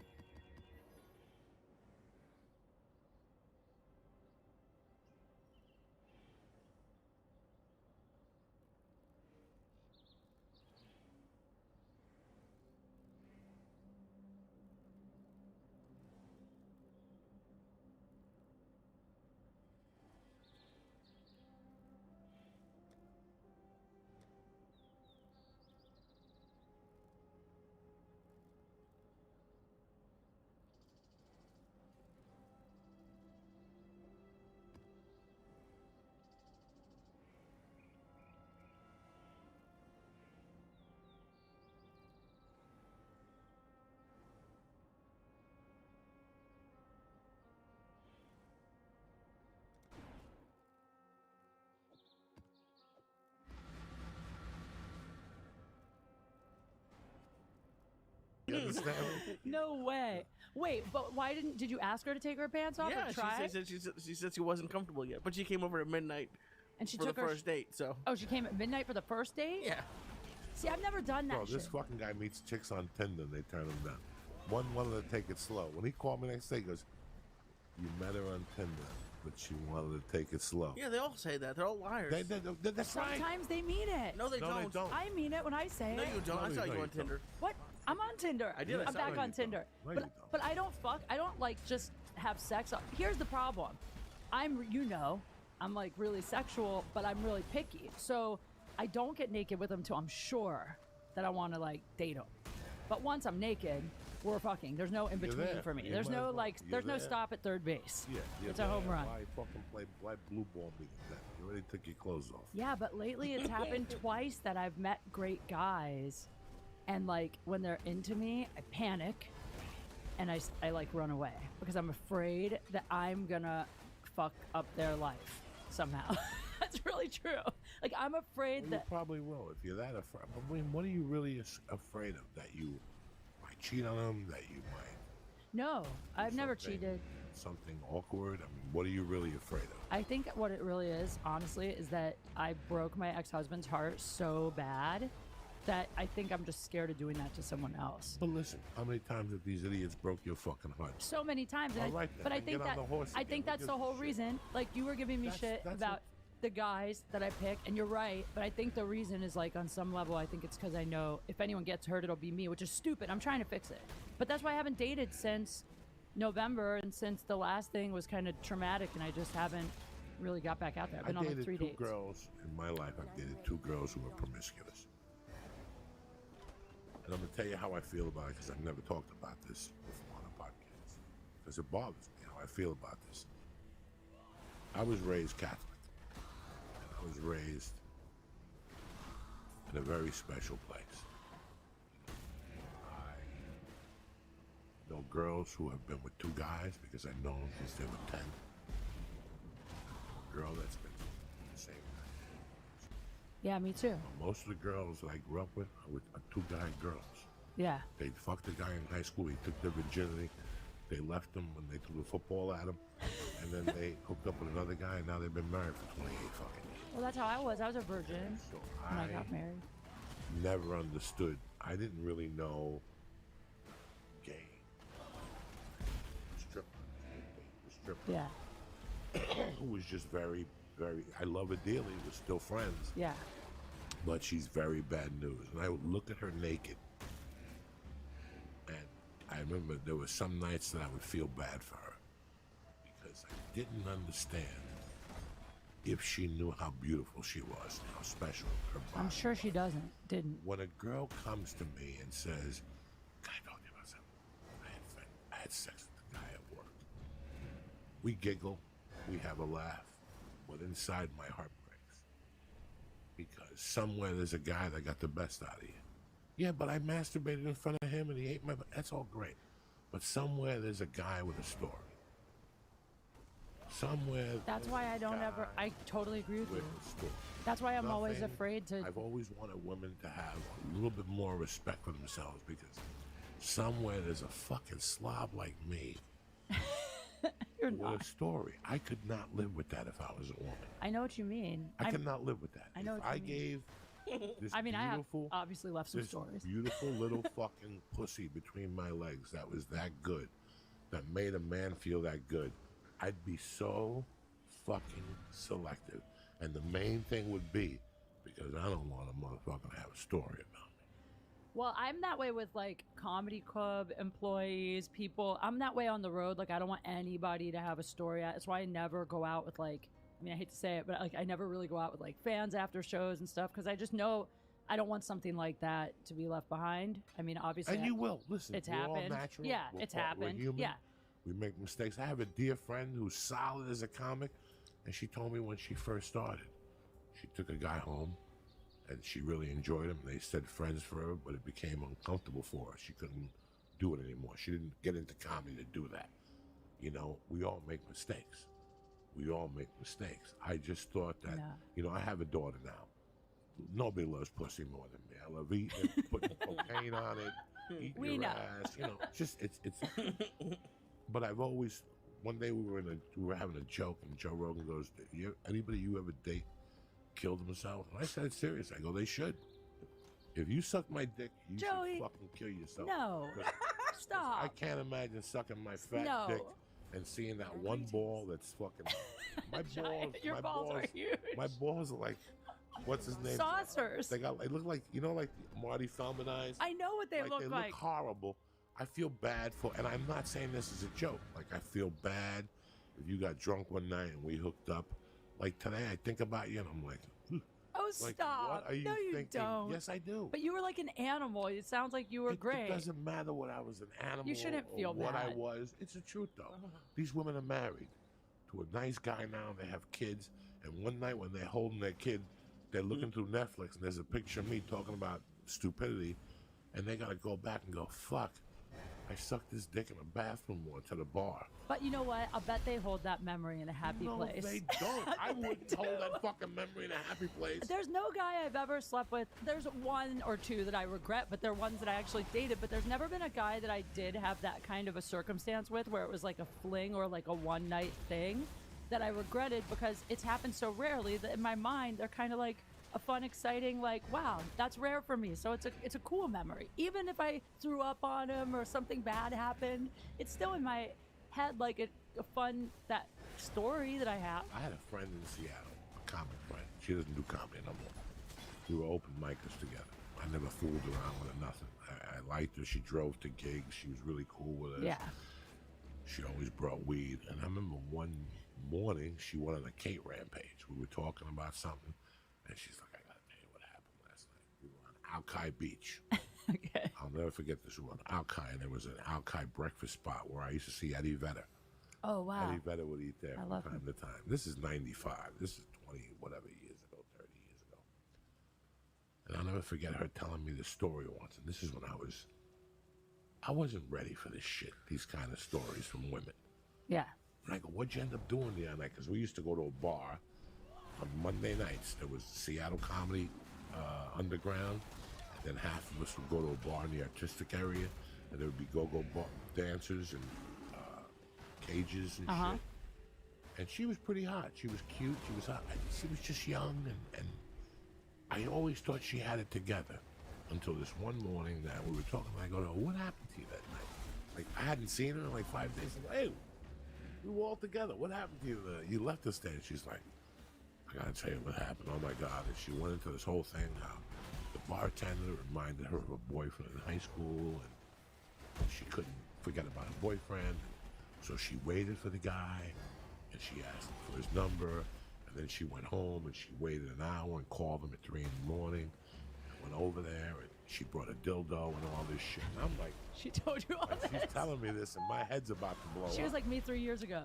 And she goes, she brought a dildo, and the guy put the dildo in her ass, and I'm sitting there with my other buddy, and I'm just like, my other buddy's digging it, and I'm laughing along with it, but at the same time... On the inside, you're like, oh. This little girl doesn't know she's at 12. Aww. This girl doesn't know that she could move to LA right now and get on the cover of any major magazine. And listen to me, you're not gonna believe the story. We sat there long enough, like we were there for like, and I go, where did this guy live? She goes, it's so funny. The reason why I'm telling you the story is because he lived a couple blocks from here. 5 minutes later, guy walked by with a girl holding a hand, walking his dog. Oh. And he was really skinny. And he was, let me tell you something, I'm no fucking Omar, the fucking model. But this guy was not a good looking guy by no means. He was skinny, had dirty jeans on. And I'll never forget the look on her face. And I'll never She was forget, embarrassed. I don't know what year it was, and I still remember the story that I'm going to write for my daughter. That's sad. Because she just told us about a pretty intense sexual thing that it would have to take me a month of doing coke with you to go into. I mean, he put the dildo in her ass and taped her, and took pictures of her. Taped her? Yeah, like tied her up? Like taped her. And Oh, filmed put her. Polaroid shots of her. Oh, wow. And now there he is walking. And let me tell you something. If you know anything about me, I got this guy's number. This is how crazy I am about that topic. I got his number at the bar. Yeah. And I called the bar. Nuh-uh. Oh yeah, let's say his name was Ray. I'm going, Ray, I'm looking for you, motherfucker. I'm gonna break your head. And I'd hang up on him.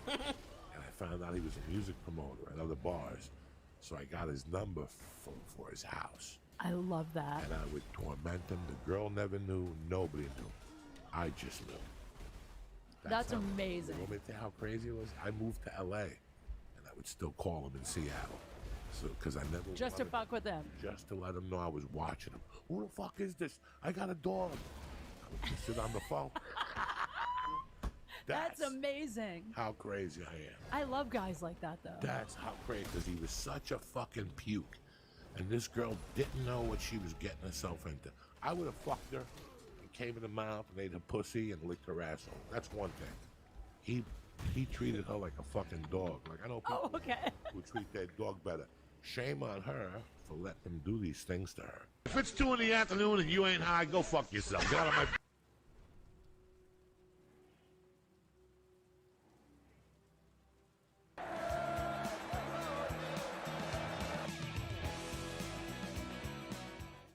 You were talking about gay bars before. Let's just get it out of the fucking way. Let's get into the gays. We moved here, and we didn't have a kid. So when we moved here one night, my wife and I were sitting here. Nobody invited us to a Super Bowl party. Okay. And we said, let's take a walk around the neighborhood. We walked around the neighborhood. We walked into this fucking bar, and we're sitting there, and the game turns on, and they got people bringing food. All these guys are bringing food, like cakes and... For the Super Bowl? For the Super Bowl. They That's got a pool table, and they had all the food on top of there. And after about 20 minutes in, maybe 30 minutes, I don't know, I'm having a tequila, whatever the fuck I'm having. I probably got an edible in me. Mm-hmm. And all of a sudden, my wife goes, you do know we're in a gay bar. And I go, how do you know? She goes, well, fucking beside the chubby lesbian over there with the military haircut and the flag hanging, they had She's a the only flag as a tarp hanging over the thing. And again, I didn't get up and leave. I had a fucking great time. Sure. I ended up watching the Super Bowl. I ate some food. One guy recognized me from the store. He was an open micer. I'm surprised you're even here. You know, all that shit. I told him my wife was here. He looked at me weird, sure. You know, that type of shit. That's hilarious. But then I didn't know. I don't know nothing about the gay culture. Yeah. But then more and more when we met Eric, and then you have a gay friend, the Chinese guy or whatever the fuck. Yeah, Korean. Korean. And then you guys are telling me that there's fucking, like, if you want to be a conservative gay guy, like if you want to be like, you know the people that buy, when the Boston Red Sox go to the World Series? Right, yeah. And people buy Boston hats. Oh, so yeah, they're fair weather. Those are the gay people that go to Santa Monica Boulevard. Oh. Yeah, you're right. But West the Hollywood. hardcore people, They come to the valley. they come to the valley. Yeah, I didn't Is this discover. true? It's true. I didn't discover. Now, there's no bar called The Mouthful. Oh, no, okay. I'm sure there's somewhere. Eric told me Well- that there's a bar called The Mouth. That's your friend, your gay friend you Yeah, talk about? yeah. Okay. All I know is I have a gay uncle and his husband who live up the street from here. And so I was taking them out to a gay bar after I met up with you one night. And you were like, you got to take them to the Mouthful. I heard there's a teepee in the back. They get their dick sucked or something like that. Yes. Yeah. My uncle and me spent the whole night trying to find this place. We're like Googling Mouthful, Los Angeles, West Side. It's not. There's no place, but there's a place like that. I think the Mouthful is like not the real name of the place. They keep switching them out there. So They switch names All right, the gay bar that I went to. here in the valley. Has a flag. So now, Which one did you go to? I went to the one around the corner on Burbank Boulevard. The Bullet one. That's the one. No. No. He What went is to that I one went to the called? one right over here. There's one before the Bullet, which has a flag outside. That's the Now, one where I got robbed. There's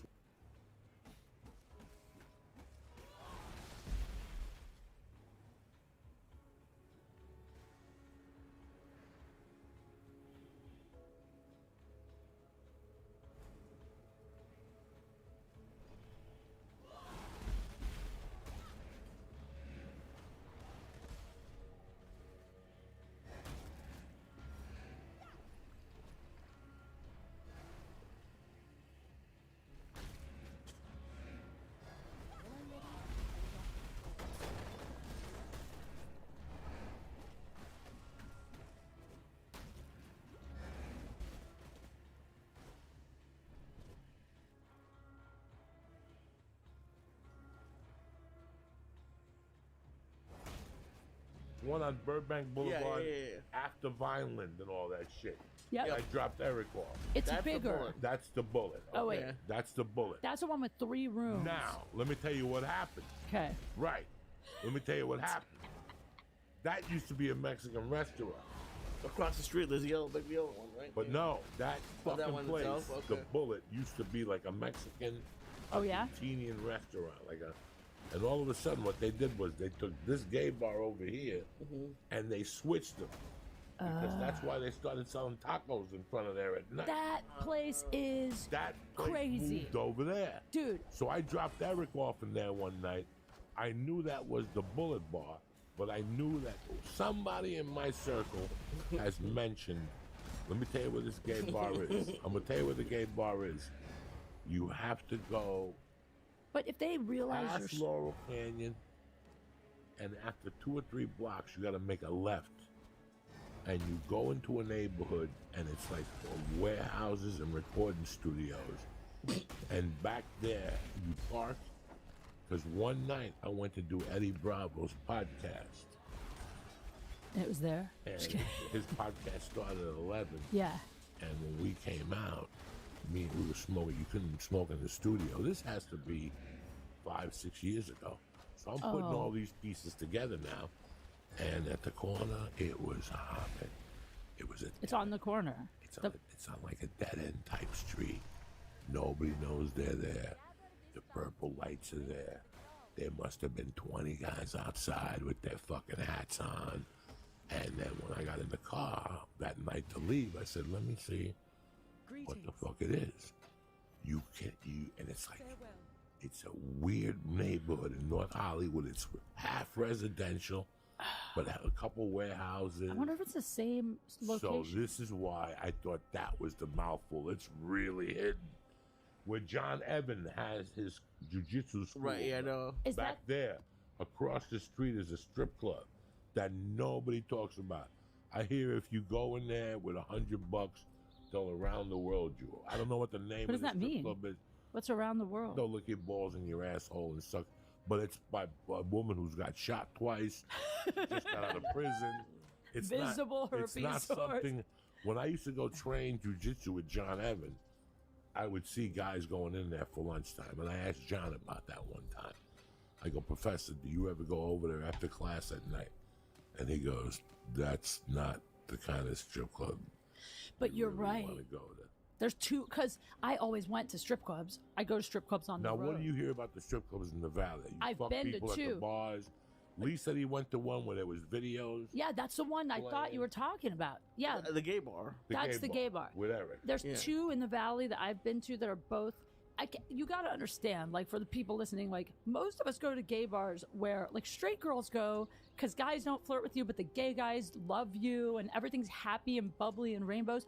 These are like if like the seediest gay dudes, like a gay mob, ran a club. That's how you have to even go down the one you're talking about with the videos. Yeah. You have to go down a little side alley thing to walk in, and then there's 3 rooms. If they think you're straight, or if you're me, they didn't even they wouldn't let me in the back room. The back room is like the sex, like everybody's fucking. I think that's your TP thing. I think you might have gone to his side one because the one that we're talking about, the Bullet, you just go right on Burbank, and they let me right in. Did they charge you a cover? No, but it was an off night after. I've only went once. Wait, but is this the one with the video screens and the porn playing everywhere? Yeah. That's the same one I went That's to. the one on Burbank by the Chinese. By our old office, sort of. They probably didn't let you in the back. Somebody's got to tell you about the back. It's Oh like, no, I went to the back with the tent. I didn't go in the tent. You went all the way back there? Yeah. They totally gave you a gay pass. They would not even let me in. My buddy took me on a tour. I was with 2 gay dudes, and a guy was very, like, you never think at a gay bar a guy's going to step to you and be mean.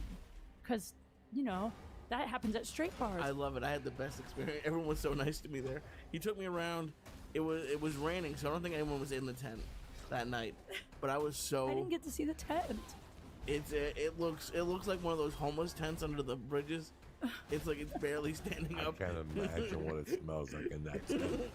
Men's feet, men's ass, and like dead sperm on the floor. Oh, because the jizz just comes out of their mouth. I don't. Do you want me to show you? Because I don't- you have no, pictures? I don't want you Not to the show me. 10, but I know you hate Yelp, but they have the best Yelp.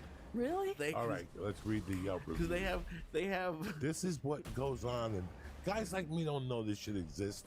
So when I found out about all these stories, and then my gay neighbor and his stories, I was like, there's a secret foundation. Dude. There's like a secret island of that goes on in the valley. My gay bestie, he'll do like, you know, some people how they'll like party for a week and then take 2-3 weeks and not do anything at all, and then we'll do like a bender. He does that with fucking dudes, and it's the funniest. I mean, we were on the road together at 2 in the afternoon. He's like, hey, do you mind if I go up the street? This guy on Grindr, he wants to hook up. I'll be back in like an hour. I'm like, you just found a stranger to go fuck, like an appointment? He's like, yeah, but I'll be back. Then he comes back. Then later, he's like, I have a date. I'm like, when? He's like, in an hour. He went on 2 fuck dates before the show and another one after the show. Is this it? This is my favorite Yelp in the entire world. I can't tell if this is the one. Wait, this is in Santa Clarita. No, this is in Burbank. Oh my God! Just knowing that Lee Look at the went on mask. Yelp Oh my for God. a gay bar. Why were you on lets Yelp? Did you know review what it? I deal with. Did you review this is bar? not Look, I looked it up because look at this stuff. They had a photo. Leather dog. Oh, this is awesome though. Dude. I love this. I love all this shit. I grew up in that. New York was eccentric with this shit. No, they this were not, and they were is doing awesome. this. They were doing this when you weren't allowed to be gay in New York when I was a kid. And you couldn't tell people you could be gay in New York. Such And fun. underground bars. And that's where we'd go. I would go to one in Guttenberg, New Jersey, to get coke. And they would fucking be doing disgusting stuff in there. Who's that guy? I know that guy. Sorry. Bears, whatever. Oh my God. Who is that? I know him. No, let's read the Who is that? Let's see. I haven't checked the reviews. I was immediately What the fuck is- contacted by Madeline. Wait, let's read some of the reviews. Yeah, just visited for. Hold on, hold on. Just say yes to everything. That's the best. The staff bartenders. Oh my God. How is there a Yelp review for gay bars? Ladies and gentlemen, I am learning something. Just say yes to everything. The staff, the bartenders, even the patrons, all great, all smiles, all loving and downright needed is the part of town. I can only hope this hole in the wall stays. That's a gay guy's pristine review. as it is. My It review might is. be generous with the use of adjectives, but I'd take the bullet over the WeHo joint hands down to no hesitation. Come on by and see the Valley vibes are all about. I wanted to go, but as soon as I walked on the Saturday night, the place needed a reek of cigarette smoke. How is that legal? You're getting fucked in the ass. What do you give a fuck? Keep scrolling. I've been prolonged Yelp hiatus. Because, can you go a little down more? You know I'm blind. The other way. Dive bar. You're going That's the most away. Go up. Go up more. Up. Up. The other Lee, way. are you high? From the top. There you go. I've been on a prolonged Yelp hiatus because I found that so this thing's strategy horrendous. Mob-like even. And their user base consists of goons threatening to use the platform. Whatever the fuck. Are Wendy. these people being I want paid? to see the menu, Brenda, not your Fashion Nova outfit. Notwithstanding, I simply adore this place. Make no mistake about it. This place is a dive. Someone ralphed inside a while back ago and it smelled like throw up for a solid. The bathroom floor is constantly covered in an inch of putrid Bud Light and prep-scented urine. You Oh my can live out your brisket fantasies and get caramel crushed smoked.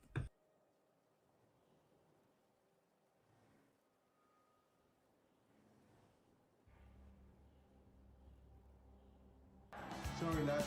I think we're going into extra time. You ever clip a church, Lee? No, I went through a shoplifting phase, but nothing, not a church. I robbed a bar mitzvah once. It's one of the most embarrassing things I ever did. You know, I still think about it once a week at night. Did you take it from the bar mitzvah boy? The No, I kid? think I'm from the bar mitzvah guy from 2002. No, yeah. I thought it was like the I was, bar or something. I was bartending, and they had a back room, and I was at a country club, and I used to be a banquet bartender, a union banquet bartender, and they had fucking suspended me for close to 9 to 10 months. They had suspended me because of tardiness and not showing up and not calling. As a bartender. As a bartender in New York City. And I'm robbing them blind. Everybody As was, a bartender. Yes. Oh, yeah, of course. Everybody's.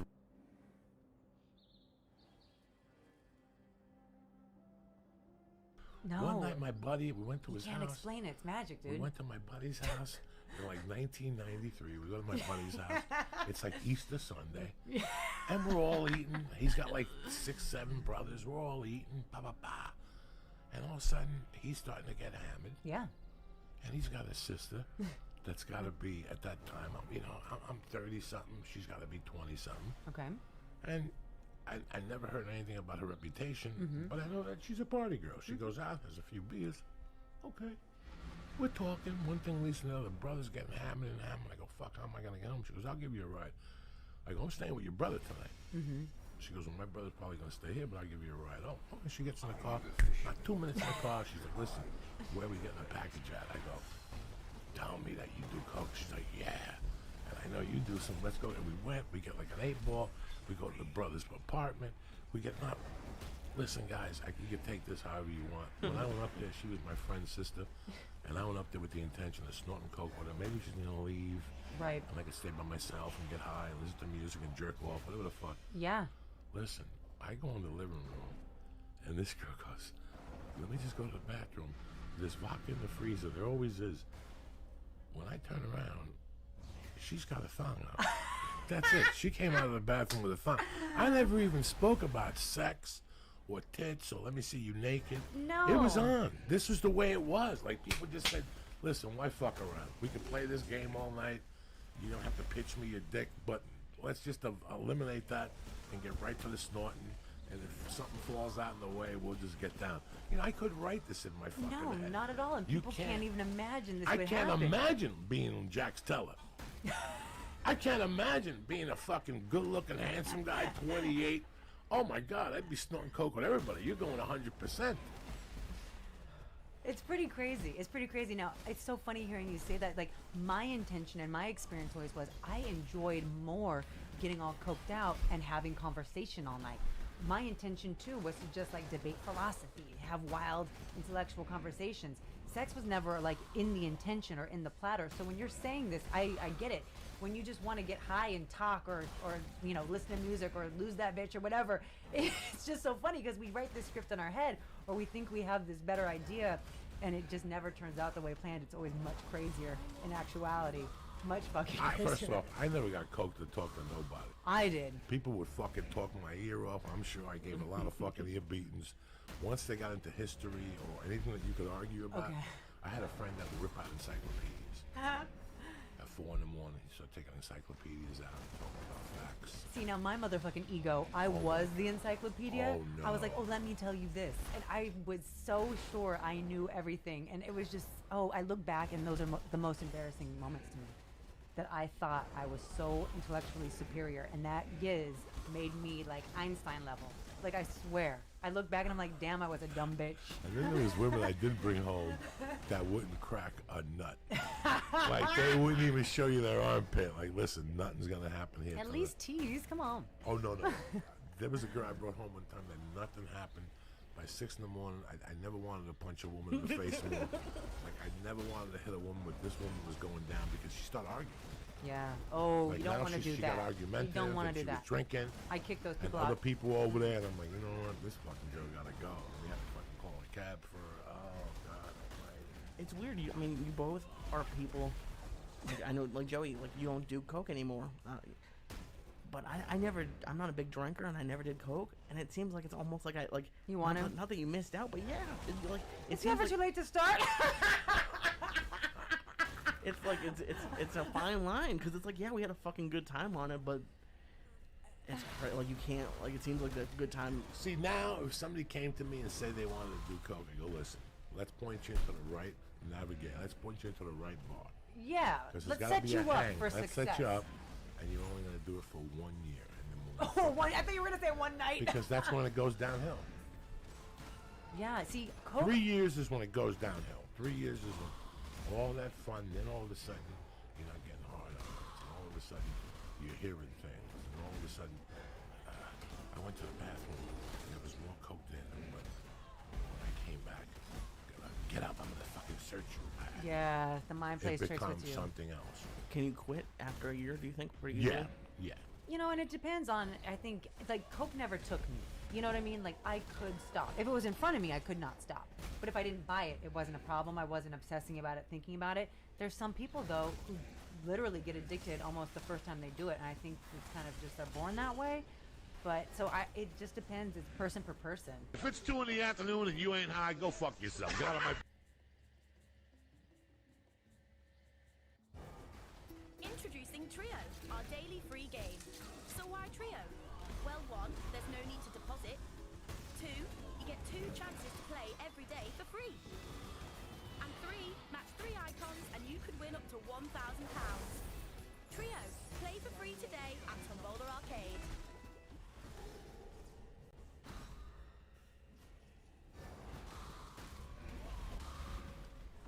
I had a friend growing up, Stinky. This guy was a good-looking dude. He was Italian-American Indian. So every time he got hammered, he went off character. He was a gentleman in the daytime. But he would go up to Becky after 4 drinks. Becky was known for 4 years. He'd go up to Becky and go, "Who's next, Becky?" And give that monkey a shot. And he was so good-looking that it worked 60% of the time. You had 3 drinks in you. What the fuck? You know, so I learned from him. I would say, fuck all that nice guy shit. When you go to these clubs, you gotta just tell these savages, listen, I got a gram of fucking blow. I got 3 Quaaludes. You're here talking to this jerk off about fucking insurance. Let's go up to the room. Let's eat your pussy. Let's put a Quaalude in that motherfucker and put you to work. And I just turn my back and walk away.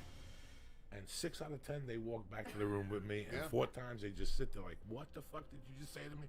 But I didn't give a fuck. Doesn't matter. It's about It doesn't sales. really matter. It's about sales. going up to them and going, listen, it's 2 o'clock. You're talking to this jerk off. Look at him. Look at him. What's he gonna do to you? And you just show her the rock. You give her a taste, then just show it. I try, like, I'm obviously not saying I had Coke, but I imagined, okay, you gotta be mean, you can't be nice. And after like 2 sentences, it just doesn't work. Not mean, but affirmative. Confident. In those days, the cocaine, and look at me, I'm a fucking bum. I didn't give a fuck. When I would do that Coconut Grove improv, I would say things to women down there. Because everybody's snorting and fucking in Miami. Everybody goes to Coconut Grove to snort and fuck. Nobody goes to there to see Disney characters. In '99, people went to fucking Coconut Grove to party. And that's the way it was since the early 80s. Coconut Grove. Now it's changed, and they have a couple clubs and the karaoke place. So did you, like, if you just saw a girl in a bar, right? Would you just open up with a Coke line assuming she did Coke? No! Let's say we're talking, she ends up in the circle. She's a good-looking girl, whatever. 3, 4 at the Comedy Store, you gotta ask them. That was the scariest. I would never do it in a group. The only time I ever did it is if, like, they left the group. If they left the group, then you gotta and if they're doing your blow, it's even easy. You just tell them, what's this doing? Well, then they owe you. Yeah, what do you want to do? You want to say, hey, let's go back to the hotel. We got fucking 2 8 balls. You got no work tomorrow. Well, what about my car? Leave the fucking car there. It's over. And that's it. And 6 out of 10 times. I'll tie you up. Just tell them what you got in plan. I'll stick a finger up your ass. I'll tie you up. And they'll just look at you, dog. Like, what the fuck did you just say? What do you give a fuck? I learned that a long time ago with Tomorrow chicks. morning, you're going to wake up, and it's not going to really matter. Nobody's going to matter.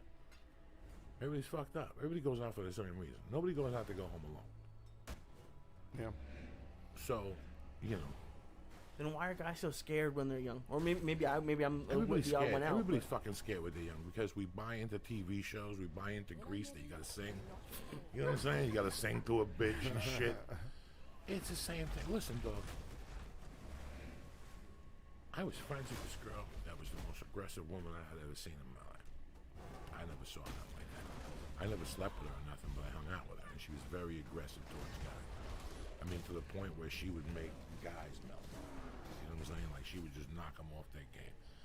She would say what I was saying to women to guys, and guys can't handle it. That fucks me up. If a girl's too sexual, dude, guys can't handle that. She would go off on guys. If a girl, like, I hate condoms, but if a girl is aggressively being like, "Oh, take your condom off," that just fucks me up. I'm like, I can't even. I need to be the creep. I need to be the right. I need to be the one who's hunting. If I'm the one who's being hunted, it just kind of fucks my game up.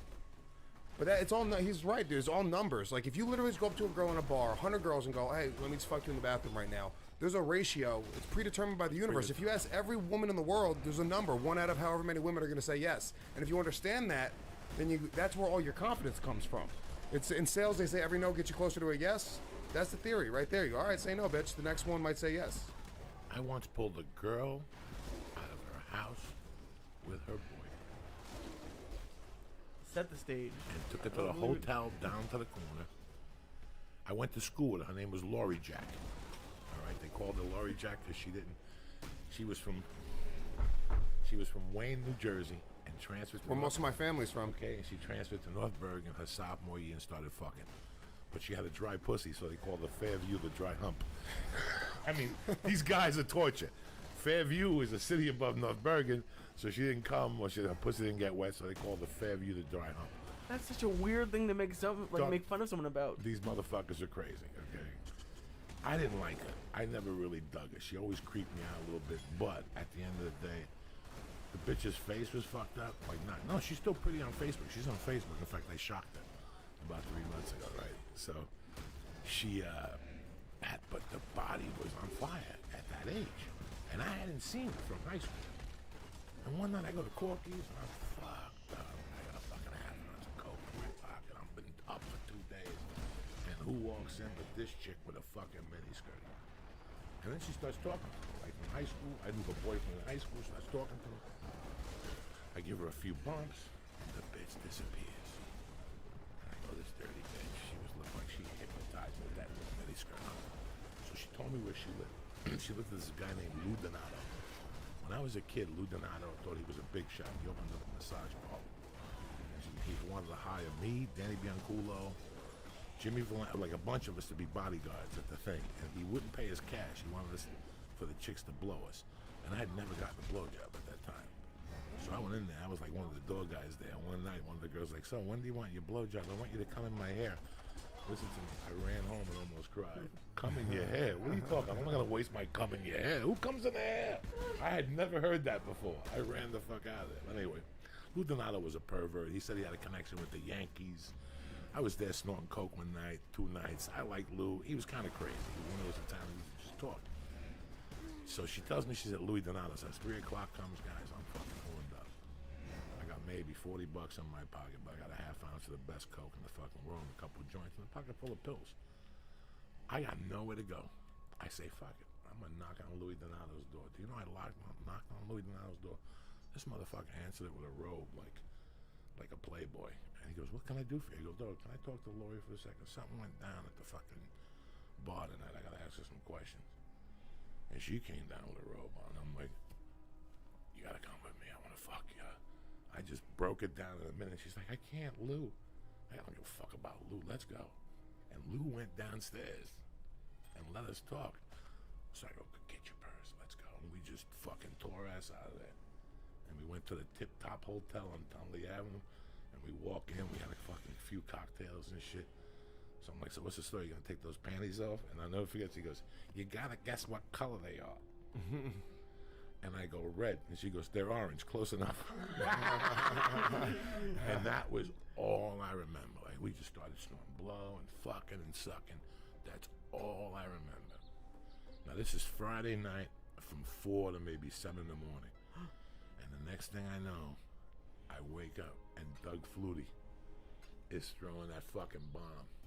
They're replaying it. He had just thrown the bomb and they were about to interview him. And I remember waking up, she was still naked, laid there. I washed my cock, brushed my teeth, whatever the fuck I had, and I just left her there.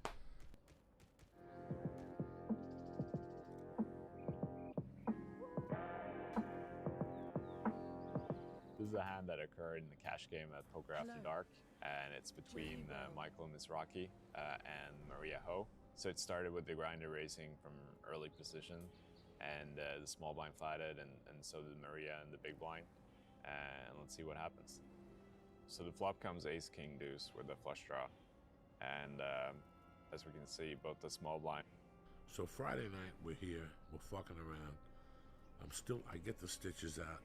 You know, we've had this liquid acid for God knows how long. Me and Leo.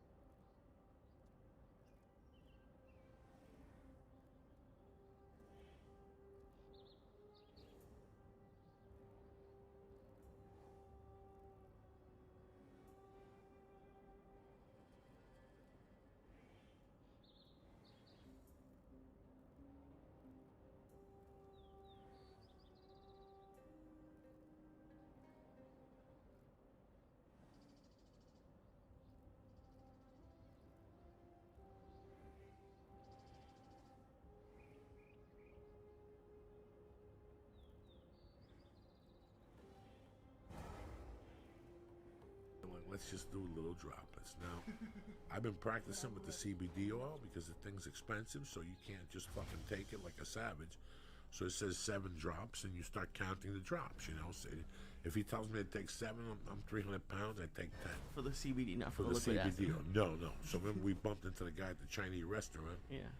And one thing leads to another. And me and Lee are discussing this shit, and I take the 1 dropper out. And again, I tap this thing down to the least minimal, and I give 1 to myself. And then I give 1 to Lee. Now, the one I gave to Lee was so small, but Lee moved and it hit his lip. So that counted as like a hat. Not even. I did, I know, I looked at, in fact, if you ask Lee, I did it a couple times to see what a full drop was. And then I did it again, and I just played with it a little bit. You didn't tell me that's what you're doing, but Yeah. you were playing with I it, tried to get the least amount in there for us just to try it out. Lee's never done it before. I haven't done it in years. We did the blotter that one time, but I don't believe in excess the first time. And we saw the gentleman, he told us not to fuck around. So this time I go, Lee, ready for another one? Lee does a little one again. Again, I dabble with it. Boop, I get a little one in there. I don't know if we did one right away or we waited a little while. I broke your balls. And then we did one. Okay, boom. We do the 3 little dabbles. Somewhere along the line, I felt a little nausea, and I felt like my body shivering and stuff. But at one point in the podcast, I blew smoke out of a bong, and I saw how Lee looked at the smoke for a minute, and I'm like, oh, fuck. We're going to have a problem here. So I thought the acid was going to kick in for me really good. The podcast ended. The guest left. Lee and I stayed here for another 35, 40 minutes talking. And I tell you what, the acid rattled my cage a little bit, but it wasn't like the 80s where I had to go home and drink orange juice and hide and put earphones on, and you have the sudden urge to take a shower and scrub your toes and all this shit. Because to clarify, we did the first one before, and we didn't do the second one until after. Okay, so I knew because we did 3 of them, right? I only did 2. Okay, I thought we did 3 half drops, like real small drops. Maybe you did for me, but I thought I only did 2. Okay, so that was it. Lee and I have a conversation. I walk home. On the walk home, I feel weird. You know, when you take acid and once it's mixed with your heart and you start moving, now it's a different story. You might kick up the speed from you moving. The adrenaline kicks up the acid. Okay. And all of a sudden you're tripping. And all of a sudden I'm like, oh boy, I'm going to start breathing out of my nose. Thank God they took the stitches out. And I'm breathing out of my nose, breathing out of my nose. And finally, guess what, guys? Nothing happened. I go upstairs, I do my usual, I wash my hands, I take a piss, I wash my hands, I say hello to Demi, he's in the living room, I put the TV on, I get some water, I get the pipe, I get the lighter, I go outside, and when I finish fucking smoking a pipe right there, I'm like, I'm fucking starving. And I go on the thing, but there's more to the story. I'm sitting here afterward at the 40-minute mark, and I just have to go home. I'm tired, I got to babysit Mercy at 9. And all of a sudden, he goes, boy, you hot. First off, I see him get up by himself, and he turns off the red and blue lights in the studio. So I'm watching all this, and I'm like, this kid's fucked up. But I'm not fucked up. So I took the same amount as Lee. I think Lee took a little less than me, because 1 drop fell on his thing, and I go, Lee, put it back on your tongue. So whatever, I'm not accusing you of anything, Lee. I'm just saying that at that point, I felt guilty, because I'm like, when is this going to kick in? All right, Lee has done 2 things so far that showed me that he could be seeing something. When he looked at the smoke, and when he asked me if it was hot in here. That's never a good sign when somebody asks you if it's hot in here. So I open the door, and then he says to me, boy, it's so hot in here, I got to take my shoes off. Not only does he take his fucking shoes off, but he takes his socks off like it's the 60s in here. And he's like, boy, I feel better. Once your feet are hot, that means you're tripping. But again, I'm sitting here, guys, and to my fucking God is my witness, I'm not fucking feeling nothing. I'm feeling the reefer. Did we eat any stars? No. We had no fucking stars. That's why we took the acid. We smoked a lot of bong hits. We smoked a lot of fucking bong hits. Speaking of which, it's time for another bong hit. Oh, Jesus. It's your birthday bong hit. So, I didn't think none of it. I go, he can't be this fucking high. Maybe he's playing with me. But then he says something else to me. He goes, dog, it's still fucking hot in here.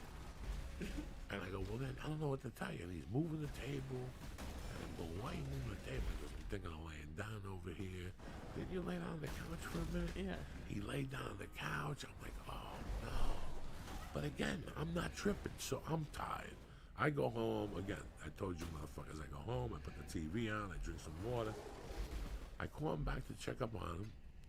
And now he tells me he's got his shirt off. Which to me is hysterical, right? He's got his shirt off, he's got his shoes off, his socks off. He's in the office here, and God knows what he's thinking about. Were you tripping at that point? Okay, so here's the thing. What do you mean tripping? Were you seeing things? Were you hearing voices? No, I've never. The most I've ever tripped was on one of those times with the blotter, and like my keyboard, the keys started floating away, but I didn't trip like that this time. What you said at the beginning about people with fear, at that point, well, for me was fear, because it's like I'm not, like, what I kept thinking was like, I'm not supposed to be doing this. Like, I'm a kid who grew up in suburbia. Didn't I tell you you were thinking that? You kept telling me that. I wasn't thinking it at the point, but then Like you're when you sitting there left, thinking, fucking, I went to Emerson. Not even I that. got good friends. I back got a to a little- degree. Why am I fucking doing acid with this fat fucking loser? not even that, just acid. And then I was actually a little annoyed with you that you left. I was like, Right, I remember because nothing was happening for me. I'm like, and I can't risk taking another one and being up all night and then having Mercy at 8 o'clock in the fucking morning yelling in my face. I mean, I could take care of anybody, but I couldn't risk taking another one. I didn't want to give you another one. no, but there was nothing for you to do here. Like, that was the thing. There was nothing you were gonna do, and I realized all this later.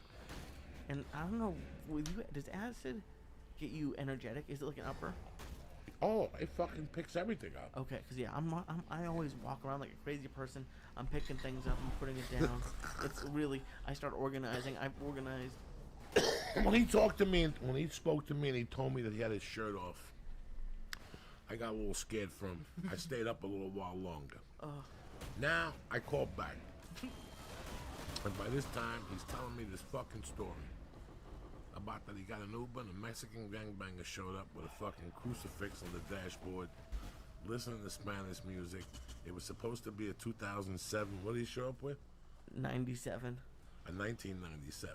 Easily, and it was like he was creeping up the road, like going, like, probably had his foot on the brake. He had music going, and it was the kind of leather where it really wasn't connected to the seat, whatever it was anymore. It was just kind of loosely there. And I just got in, and I shouldn't have gotten in, but as soon as I was like, this is not cool, man. And then I had already put my address in because I didn't want to talk to anybody. I was like, okay, I'll just put my address in, I'll go home. But then and then he kept asking me things, but Spanish? Pretty much, man. He didn't speak English. I mean, I felt racist at the moment, man. Like, especially with acid, it makes you feel really, like, shitty about, like, bad things in your life. So I felt racist, but I was like, man, you need to at least be able to speak English, like, a little bit, like, and like, I just didn't feel comfortable with him knowing where I live. Like, it was just, I didn't feel, it just, I'm not a very streetwise person, I don't think. Well, that was the acid, and you're also making it ultra paranoid. Right, a little bit paranoid, but but I could just imagine when you got into the car, it was like a scene from a fucking movie. Oh my god. So this happens, he gets in the fucking car and goes back to the train station. Yeah, have him take 2 lefts and take me back to the train. Then he gets attacked by a fucking hooker with a fur jacket on or something like that. What happened there? Oh, so he let me off of the train, and there was this, like, wild pack of, like, the Warriors? It was like the black version of the Warriors, but they were just running around and they were trying to find a street, and like half the group wanted to go one way, half the group wanted to go the other way, and then I was just walking up a dirt path, and I was gonna call another Uber, but I was like, first of all, I didn't want him to get the call, and I just didn't feel safe, so I was just walking in this like dirt path next to the train, and this like, in my head was a hooker. It could not have been, but in my head she was wearing like a big fur coat, had like a big furry like. There are few things more exciting than a spinning wheel. I'm going for red, definitely red. Ladbrokes Casino, where the nation something in front of her, like a big furry box or something. It was really weird. Did she say something to you? No, she I was very nervous that she was gonna be like, want to party or whatever hookers say, and I was like, I don't want to talk to anybody right now. And you just walked back to the office. I just walked back to the office. Now, when you got home, what happened now? What time is it? You did the acid here at 7 o'clock, 7:30. Right. What time was it when you got home? Probably close to 1 o'clock, I And think. what were you feeling at that point? Still nervous and real energetic. I was going around my house cleaning, but I would only clean like one thing. Like I would clean like one dish and then go clean something in the bedroom. I would bounce around my apartment. And No voices, no music. No. No nothing. This was just speed catching you up. Oh yeah. I listened to some podcasts, I think, for a little bit, and I tried to watch TV, but TV's always weird. The face is always, that's where I hallucinate. With TV, it's weird. The faces kind of get jumbled up, and like it always seems brighter, but the contrast seems off. And when you're seeing this, what are you thinking about all this? It just with TV, it reminds me that I'm fucked up. I'm like, oh shit, I'm fucked up. Because when I'm nervous, I just try to convince myself I'm not that fucked up. I'm like, you'll be okay. You're not that fucked up. You're okay. You're okay. It's getting better. It's getting better. Now, what time did you leave the house? Okay. Well, it got better around like 3. Between like 3 and 4. Because okay, just to be completely honest, I tried to rub one out for like an hour and a half. Like it just wouldn't. You had dead nothing. Completely. Nothing. Your heart's beating. Yeah, because I was trying Your to palms are sweating. It's a horror show. I was trying to go to bed, and when I couldn't go to bed, I was like, "Fuck, I'll stay up and clean." And I started to get less nervous. Like I think it calmed me down. Like it just got my brain off of it for a while. And I started having like really cool thoughts. I don't know. It was just like I just started like, and I even said at one point, I was like, "This is why you do it." Because it's. I always ask you like, at the end of the podcast when we're 17 bong hits in and 1,000 milligrams, I'm like, why are you still doing this? And like that's why, like in my head, I'm like mad at you throughout the night. I'm like, this motherfucker gave me acid and left me alone, and now I'm freaking out, and I'm not sleeping. And then I was like, oh, you have these cool, like when you actually stop freaking out, you can have some really interesting conversations with yourself. And that's why I'm not really, and I've said it before, music for me I think would have taken me out of it. I like silence, especially with that sort of stuff. So I was just walking around cleaning and I would just think about certain things, and I for anyone watching live, I decided to shave my beard at like 7 in the morning, and I shaved my head again, but at like 6 o'clock is when I decided to leave. I was trying to go to bed again, and I couldn't sleep. And I was like, I need to go get some things, so might as well just go to the store 24 hours. And it was great. I had so much fun. Like it was at a point where I could totally handle it. And you were up all night. Not a wink of sleep. And you felt great. Felt really energized, and I felt. So what calm. it hit you with a low dose, because you did feel weird and you did stay up and you did have dead dick. Right, yeah. It was just a low dose and a hallucinogenic, or you would just, next time we do it, we just take one big drop and run with it and stay here for a while and see how it feels. I'm sorry I left you. I just thought. No. And I don't listen. I've been left. Part of me, when we spoke the next morning, and you said to me you had a good time, I was going somewhere, or I had mercy. But for the rest of the day, I thought about our conversation that A, you weren't mad, and B, you looked at it from a perspective from somewhere else. You started telling me that next time you wish you had a notebook. I hadn't said nothing to you about it. And then you said to me, now I know why you do this. It's been weird. The last time I did it was with you and Ari. And then before that, God knows when I did it before. Oh, I did it with Ari for Pink Floyd. And that was garbage. It was okay, but it wasn't. It was 3 hours. Did I appreciate it? Yeah. We did it in the office one night. You and I, without Ari. We Right. did it twice. Yeah. That night too, I was high till 2:30, and by 3:30 I was in bed. I appreciated that. You know, first off, I'm a bigger guy. Number two, my tolerance is off the fucking chains. It's even off the chains for the Oxycontins they gave me at the hospital. I had to call Talking Land, go Talking Land, this ain't doing nothing to me. Nothing. He goes, chew him, whatever, nothing. And one night I woke up twice with my fucking wrist hurt. I had 75 milligrams of that shit in me. So there's a lot of shit that don't do nothing to me. And so don't take it bad. It just doesn't. It's been years. What the fuck are you giggling about? Nobody. Why did you like?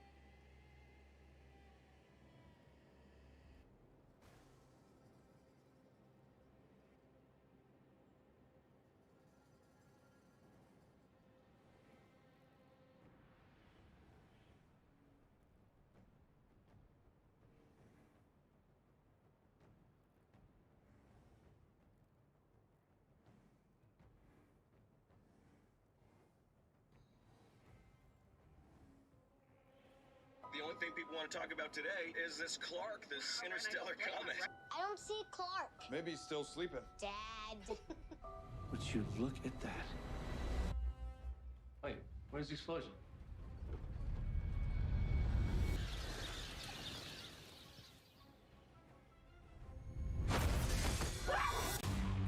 Clark's largest fragment will hit in less than 24 hours. Oh my God. The sky's on fire. Let's go. We're gonna be together. All right, kiddo? We're just trying to get to safety. They've been tracking the military flights to bunkers in Greenland. It's our only chance. I swear I'm gonna get my family into that bunker. It's like that, and people don't get it. It's like that's how good it is. Like I can be pulling scabs out. I watched last time I saw a dude shoot up. I was in Vancouver, and I was looking out the window of this alley, and this dude's trying to hit his neck. And the only time anybody tries to hit their neck is because all their other veins are gone, nothing's available, right? And you know, and so he can't get. And I'm like, and I'm watching for fucking 10 minutes, 15. Wait. And I'm uncomfortable as fuck. I'm like, I hope, come on, get it this time, get it. Like I'm like him. I'm like I've become him, and fucking he finally hits it, and that relief comes, and it's like a wind tunnel of dirt and scabies just blowing through this fucking alley. There's 30 junkies all in there strewn about the place, and fucking he's there, and he fucking gets it, and it's just like, whew, and you just know he's home. And fuck, man. You ever shoot anything? Yeah. What'd you shoot, coke? Yeah, coke and heroin and morphine. What'd you think of the coke shooting? The coke? I don't like it so much. I did it a few times with a buddy of mine because he liked it because as soon as it hit his veins he'd throw up, and he's like, then I could know how good the coke was if I was going to buy weight, and like it was just like it was like he would get a taste like that, and that was his thing, you know. I can't imagine shooting up on a daily basis, on a multiple times a day basis. It's one of the things, like when I first got clean and I go, you know, a couple months in, I didn't have nothing out. Like there's nothing to look forward to, not for years for me. There's nothing for years. But one of the things was that I didn't have to get high anymore. And there's a different thing. Like when you say I can't imagine doing it on a daily basis, like the thing is like you can't imagine not, because like your hope. That's all the life is. That's the word. That's the only place you get freedom. I got one friend, he shoots speed. And, now? Yeah. And he was clean for a while, then he whatever. But he hits it, man. Sometimes he says he'll fucking put powder in the barrel and he'll draw blood to mix the blood. Yeah. So there's no dilution, right? And he hammers it. And he says, and when I said, are you getting any relief anymore at all? Is there any freedom in there? Because that's what we're hunting, man. And he says, you know, I blast it, and fucking my knees will fucking shake and give out, and right before I drop to the ground, I feel fucking free. I'm set free, and that's all he's getting is that millisecond right there anymore, right? But he's still, you know, you can't get away from it. It's fucking crazy, man. It's like, it's a wild thing, you know. That's why I think we're built to have fun. We're built to feel good, man. I gotta push all the ways to feel good and to have fun that I can. Because like there's, I mean, however you do it, like whatever it is. But like some are more sustainable than others, you know. Hey, I mean, I can't sit here from the age of 16 to when I got locked up at 27. If there was no coke, I wouldn't leave the house. Like if you called me and said, Joey, I got 3 chicks here, we're gonna rock and roll. Did you get anything? Nah, I couldn't get anything. What about your friend? Nah, I'm not gonna go down there. Yeah. To stand in the bar and drink 3 beers? That's not gonna happen. I mean, how sad is that? It's pathetic. It's fucking pathetic. But like dudes would ask me, they go, "Well, what do you do, coke? What would you do? Like or like what are you gonna do? Like let's go to the club. I'm not a club guy. I'm fucking not that. Like it's like that's not something where I'm like, oh, it really makes me miss drinking or something. Like to see a bunch of dickheads in a club like is not my thing. But like that, I'm like I'm doing coke. What do you mean? Like. They're like, well, what are you going to do tonight? I'm like, it's called doing cocaine. I'm going to look out the window some. I'm going to have the fucking TV on with the volume turned way down. And I'm going to do cocaine until there's no cocaine left. And I'm going to stay up for as long as that takes. Like, and I'm going to fucking, it's going to be like that. And like, and then I remember I got locked up once on a Friday. And so I'm there until Monday, probably to see the judge, right? And a dude hits me up. He comes in. He goes, hey. He says, hey, you want to do some blow? I go, how much blow you got? He goes, I got $250 gram. I go, no.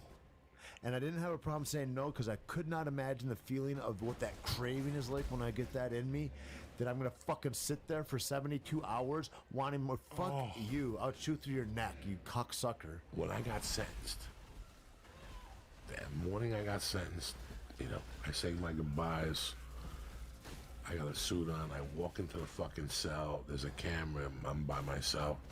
There's a fucking toilet and another thing. I had been snorting for 3 days straight.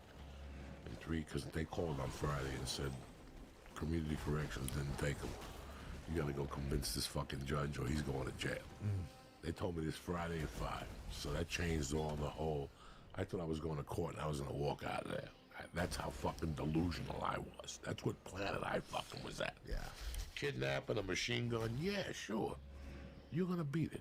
Right. Right. But the cocaine was like, I'm gonna go in there Monday, I'll talk to the judge. I swear to God, Dave. Like, I have no reason to lie to you, Dave. Like, I was going there Monday and I'll put some fucking, I'll tell the judge here, I'll give him a story. I couldn't even talk. And that judge said, do you have anything to say? Ooh. I couldn't even talk. You know me, dog. Yeah. I could talk for hours. I was like, I couldn't talk from being nervous. And he sentenced me. I went in the back, and after all that tape, I go in the back, and it was one of those suits where you put the coke in and you hide it, and you forget. And for some reason, I'm sitting in the prison cell, I'm in there 20 minutes. Now I'm going through my clothes, like just, wow, look at this shirt. I take the jacket off, and for some reason, I took the napkin out of the handkerchief, and there it is, front and center, a rock of coke that I had been saving since God knows when. And I just crunched it up in front of the camera with my fingers in the suit pocket. I went in my wallet, I took a $1 bill out. I put the whole $1 bill in that fucking thing, and I went back to the faucet and turned it on. Snorted the whole fucking gram in there, one shot, because by that time, that's what I was doing. Right. When I was 27, I could do a whole fucking bag in one shot. Yeah. I flushed it down the toilet with the $1 bill. I waited for them to come, but they didn't see me on the camera. $1 bill clean first. And brother, let me tell you something. I think 10 minutes in, the coke was tremendous, but between the relief of knowing I was going to jail and everything else, right. I fucking passed out.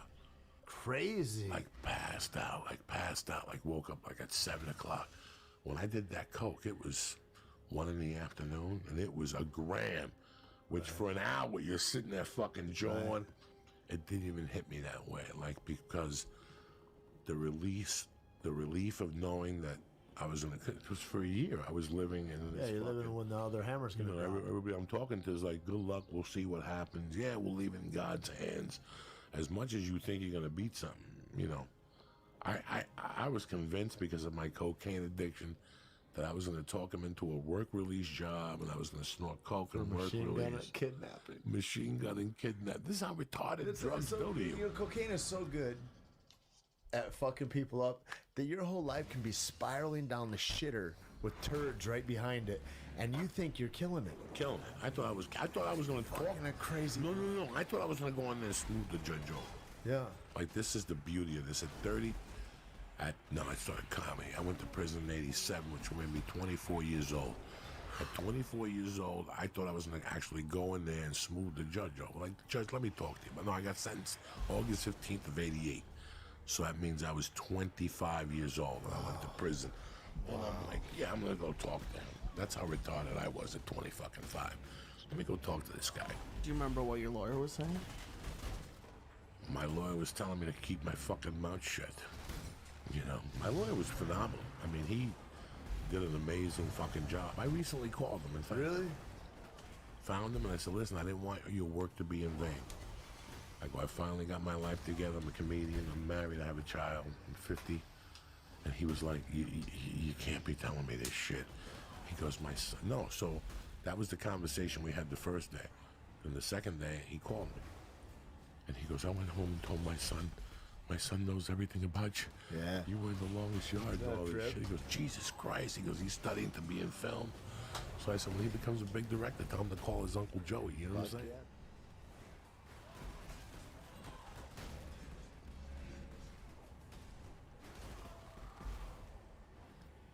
First time I heard that was when I was locked up. And it was the third spot I went to, which was primarily black. And I said this on Bert Kreischer's podcast. I go, Bert Kreischer, if you think black people talk in movie theaters, wait till you go to county jail and spend the night. You don't know nothing. Now they rapping. Brothers come to Now life. they rapping on that. That's why when you... Bro, listen. That's why when you said to me that they rap in prison at night, I just died because if I gotta listen to bad rap. It get deeper than that. Like Uncle Joey, like I had a bunkie that the thing was. Oh my God.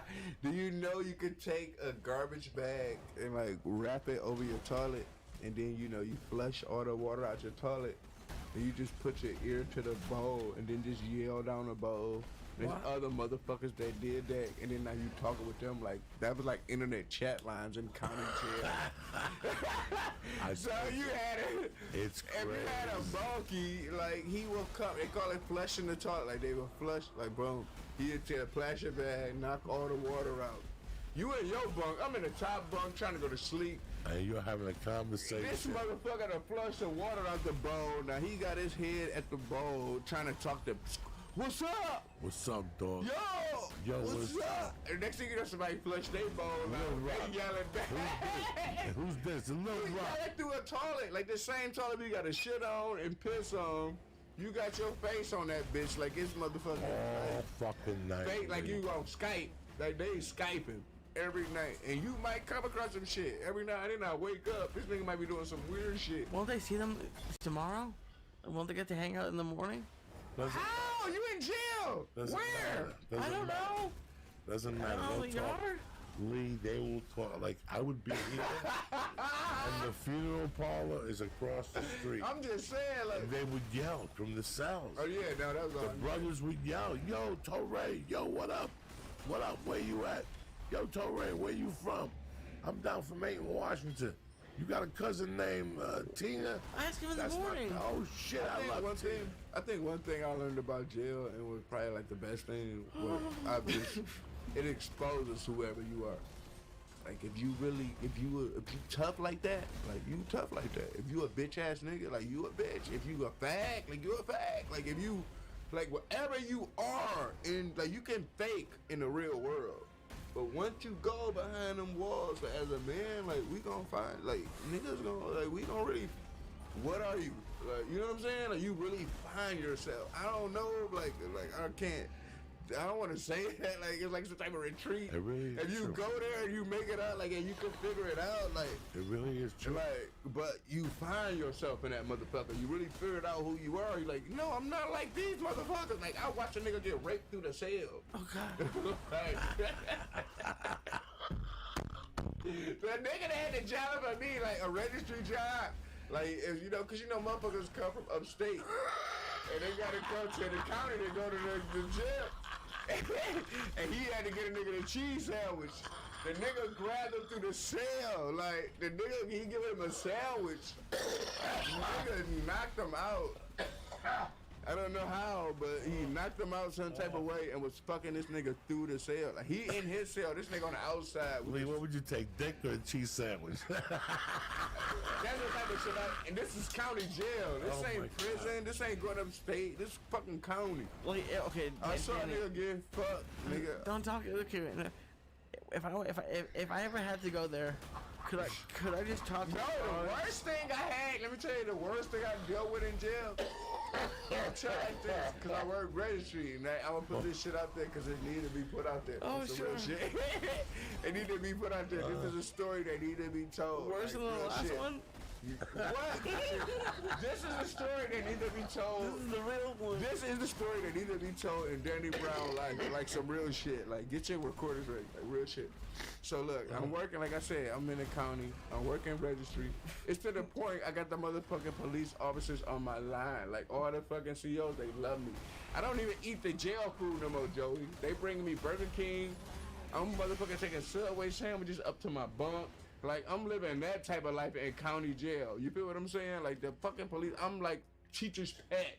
The fucking police love me in this motherfucker. You know what I'm saying? So I get other cigarettes. You feel what I'm saying? I'm the nigga because I work registry. That's the point of registry. So, but all the people before me would sell cigarettes.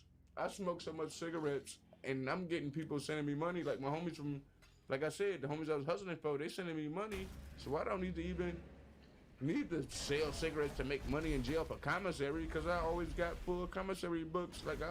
You know what I'm saying? So I wasn't tripping on making money like that. So I just smoked cigarettes.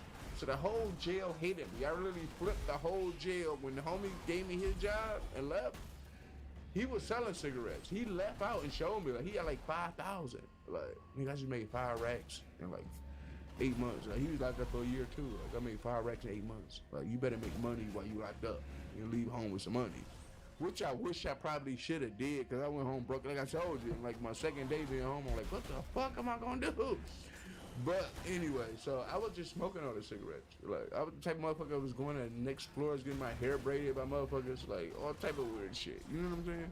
See, I ain't forgot what I was even talking about right now. That's that stuff. What was I even talking about? Where was I leading to? You were talking shit about the Star of Death. What was I leading to with this story? I don't even remember, but whatever. if God forbid anything ever happened, could I like go to a guard and just say put me in solitary? You don't want to do that. Leave jail ain't. You know what it is about jail? No. It's just be no, I'll be honest though. It's just be yourself. Just be who you is. I don't want to be anything. Right, like I said, expose you for who you is. So if you like not really about that life, I'm not. But isn't that what happens? Joey talked about it. Like, some kid like me just like a DUI or something and end up in there. Well, that seems like the worst place. Yeah, I'd rather be on a negative. But you know what it is? It's just that those big states, like LA, and like I hear that shit about Texas. Like a motherfucker get locked up for like a DUI, and you get lost in the system. Like shit like that, you supposed to be fucking. You supposed to got out and then you end up doing 6 months. Like, you know what I'm saying? Like shit like that. Like I hear a story, like even me. But I ain't gonna. I wasn't supposed to do a year for it, cause now look what we doing now. You got fucking dispensaries. We buy weed for free.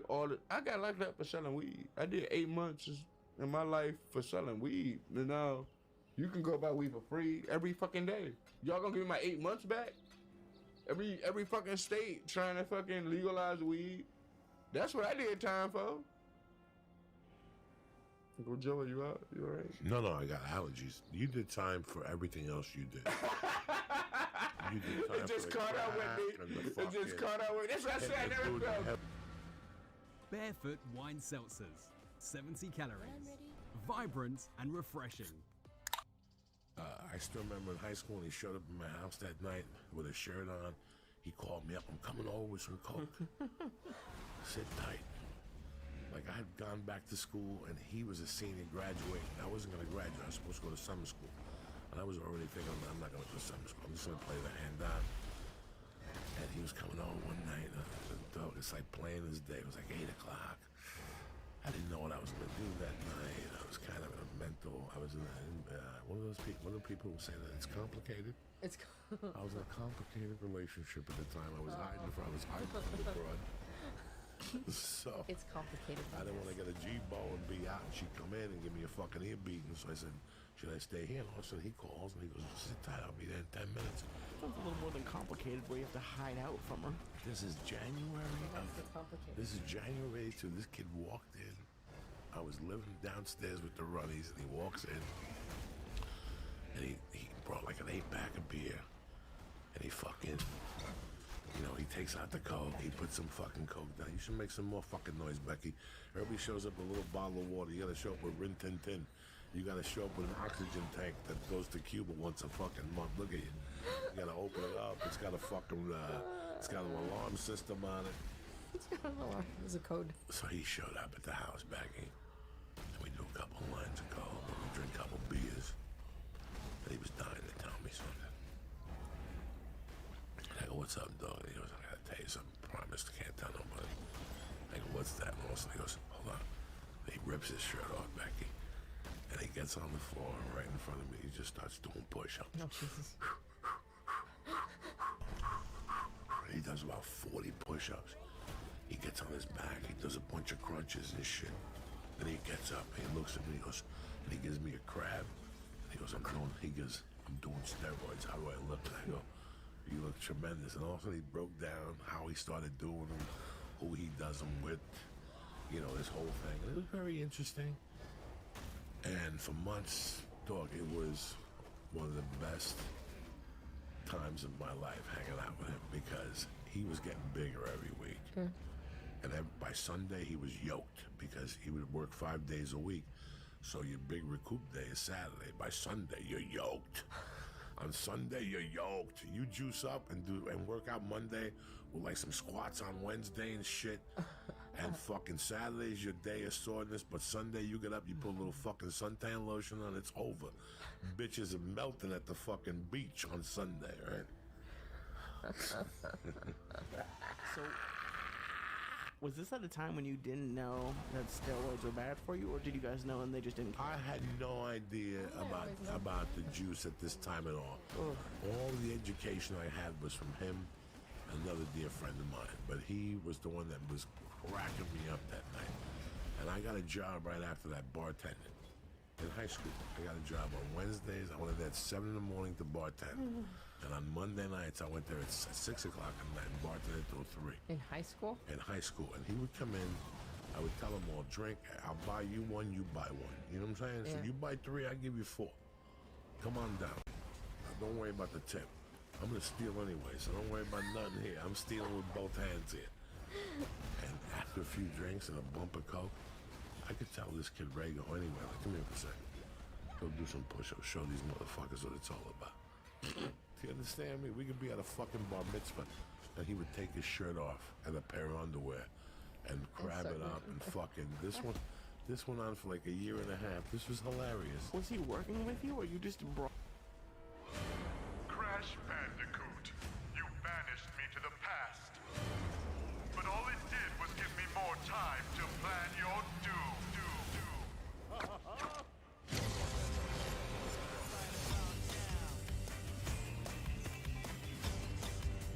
Brought him with you when you worked. Wherever I went, wherever there was free beer, we were gonna mangle a package from somewhere. Somewhere, somehow, we're mangling a bump. What did your bosses say when you showed up with another dude? Like, hey, this is my friend Darren. No. There was no bosses. There was no bosses. There was a girl like Becky that was there from... He was in high school working at a bar. 3 to 7, and I would come in at 6:45. Becky would give me the bank. Becky would cash out, and I would take over Becky's shift. There's no bar. You never met the boss. I'll tell her, but I tell him, don't come down until Becky leaves. Becky leaves, she sits down, her boyfriend comes get her, they have a drink, then Becky leaves. So they would come down like 8:39. And by midnight, he'd be on fire between the alcohol, the blow, that steroid going through your heart and shit. And I'd call him over, and there'd be like 20 guys, and I'd call him over, and they were Griggs. Go do some fucking jumping jacks, some push-ups. Take your shirt off, show these motherfuckers what you're about. And he would do diamond push-ups. He'd get a vein would come out his head. He'd walk around the bar with no shirt on, Just like what, bitch? And nobody would say dick to him. Wait, listen, man, that dude. It was like 7 in the morning. They're like, what's happening? That was 1982. I met him in 1978. All right. We met like playing basketball. He played for St. Bridget's, and I played for St. Michael's. And basically, it was Lincoln School, who was the fucking crazy school. We played, not St. Bridget's, not at St. Augustine, right there on Kelly Boulevard. I can't remember the name of that fucking place. But they all played there. Him, this kid Fernie, who I went to meet, McShay, they all played there. And those leagues, you could be in the 6th, 7th, or 8th grade. Do you follow me? And if you were Catholic and you had to go to church on Sunday, you could play for the fucking team. It was a scam. And you put up at the church, as long as the priest saw you, you were the boom. You got the fuck out of there. So I stayed friends with him. When I went to Colorado, me and him used to rob car stereos. He had a car. Oh, he was a team member too? Oh, no, he was family. He had a car that didn't have heat in the wintertime in New York City. We used to call it the ice box. Every time we go in there, you gotta have gloves on and shit. But it was a tank. It was a tank. And once a week, him and I would cut out of school and we'd go down to Tunley Avenue to the Sears and Roebuck down there by right before Chan's Dragging In, and we'd make a right in there. And they put displays up for car stereos, like good car stereos, like Blau Punk and shit. Yeah. Dog, and I would walk in, Ray would wait for me in the car. I would walk in, buy like windshield wiper, like 2 windshield wipers for $2.99, and with that same bag on the way out, pick up 2 car stereos. That was our Friday. We had a fucking gram of blow, and we could buy a case of beer, and we had like 60 cash between us.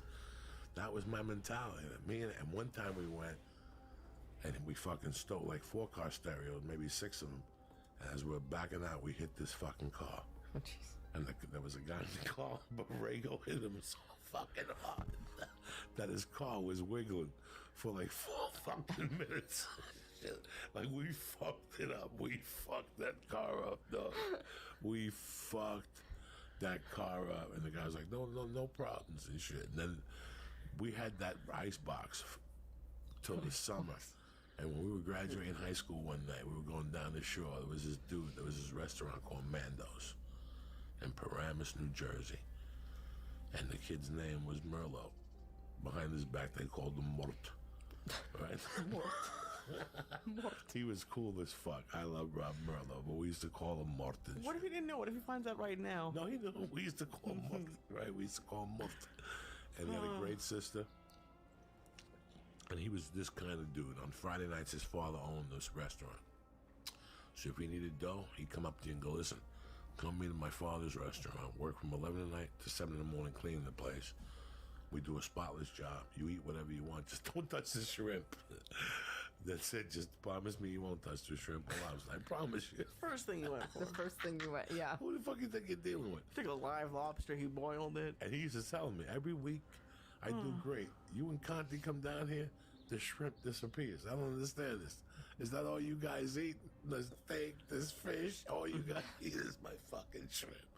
We would go there and eat those shrimp and dip it in those fucking horseradish. Jesus Christ, that would set your asshole on fire. Would you actually clean? What's that? Would you clean? Like, oh, yeah, no. That's the only way they can come back.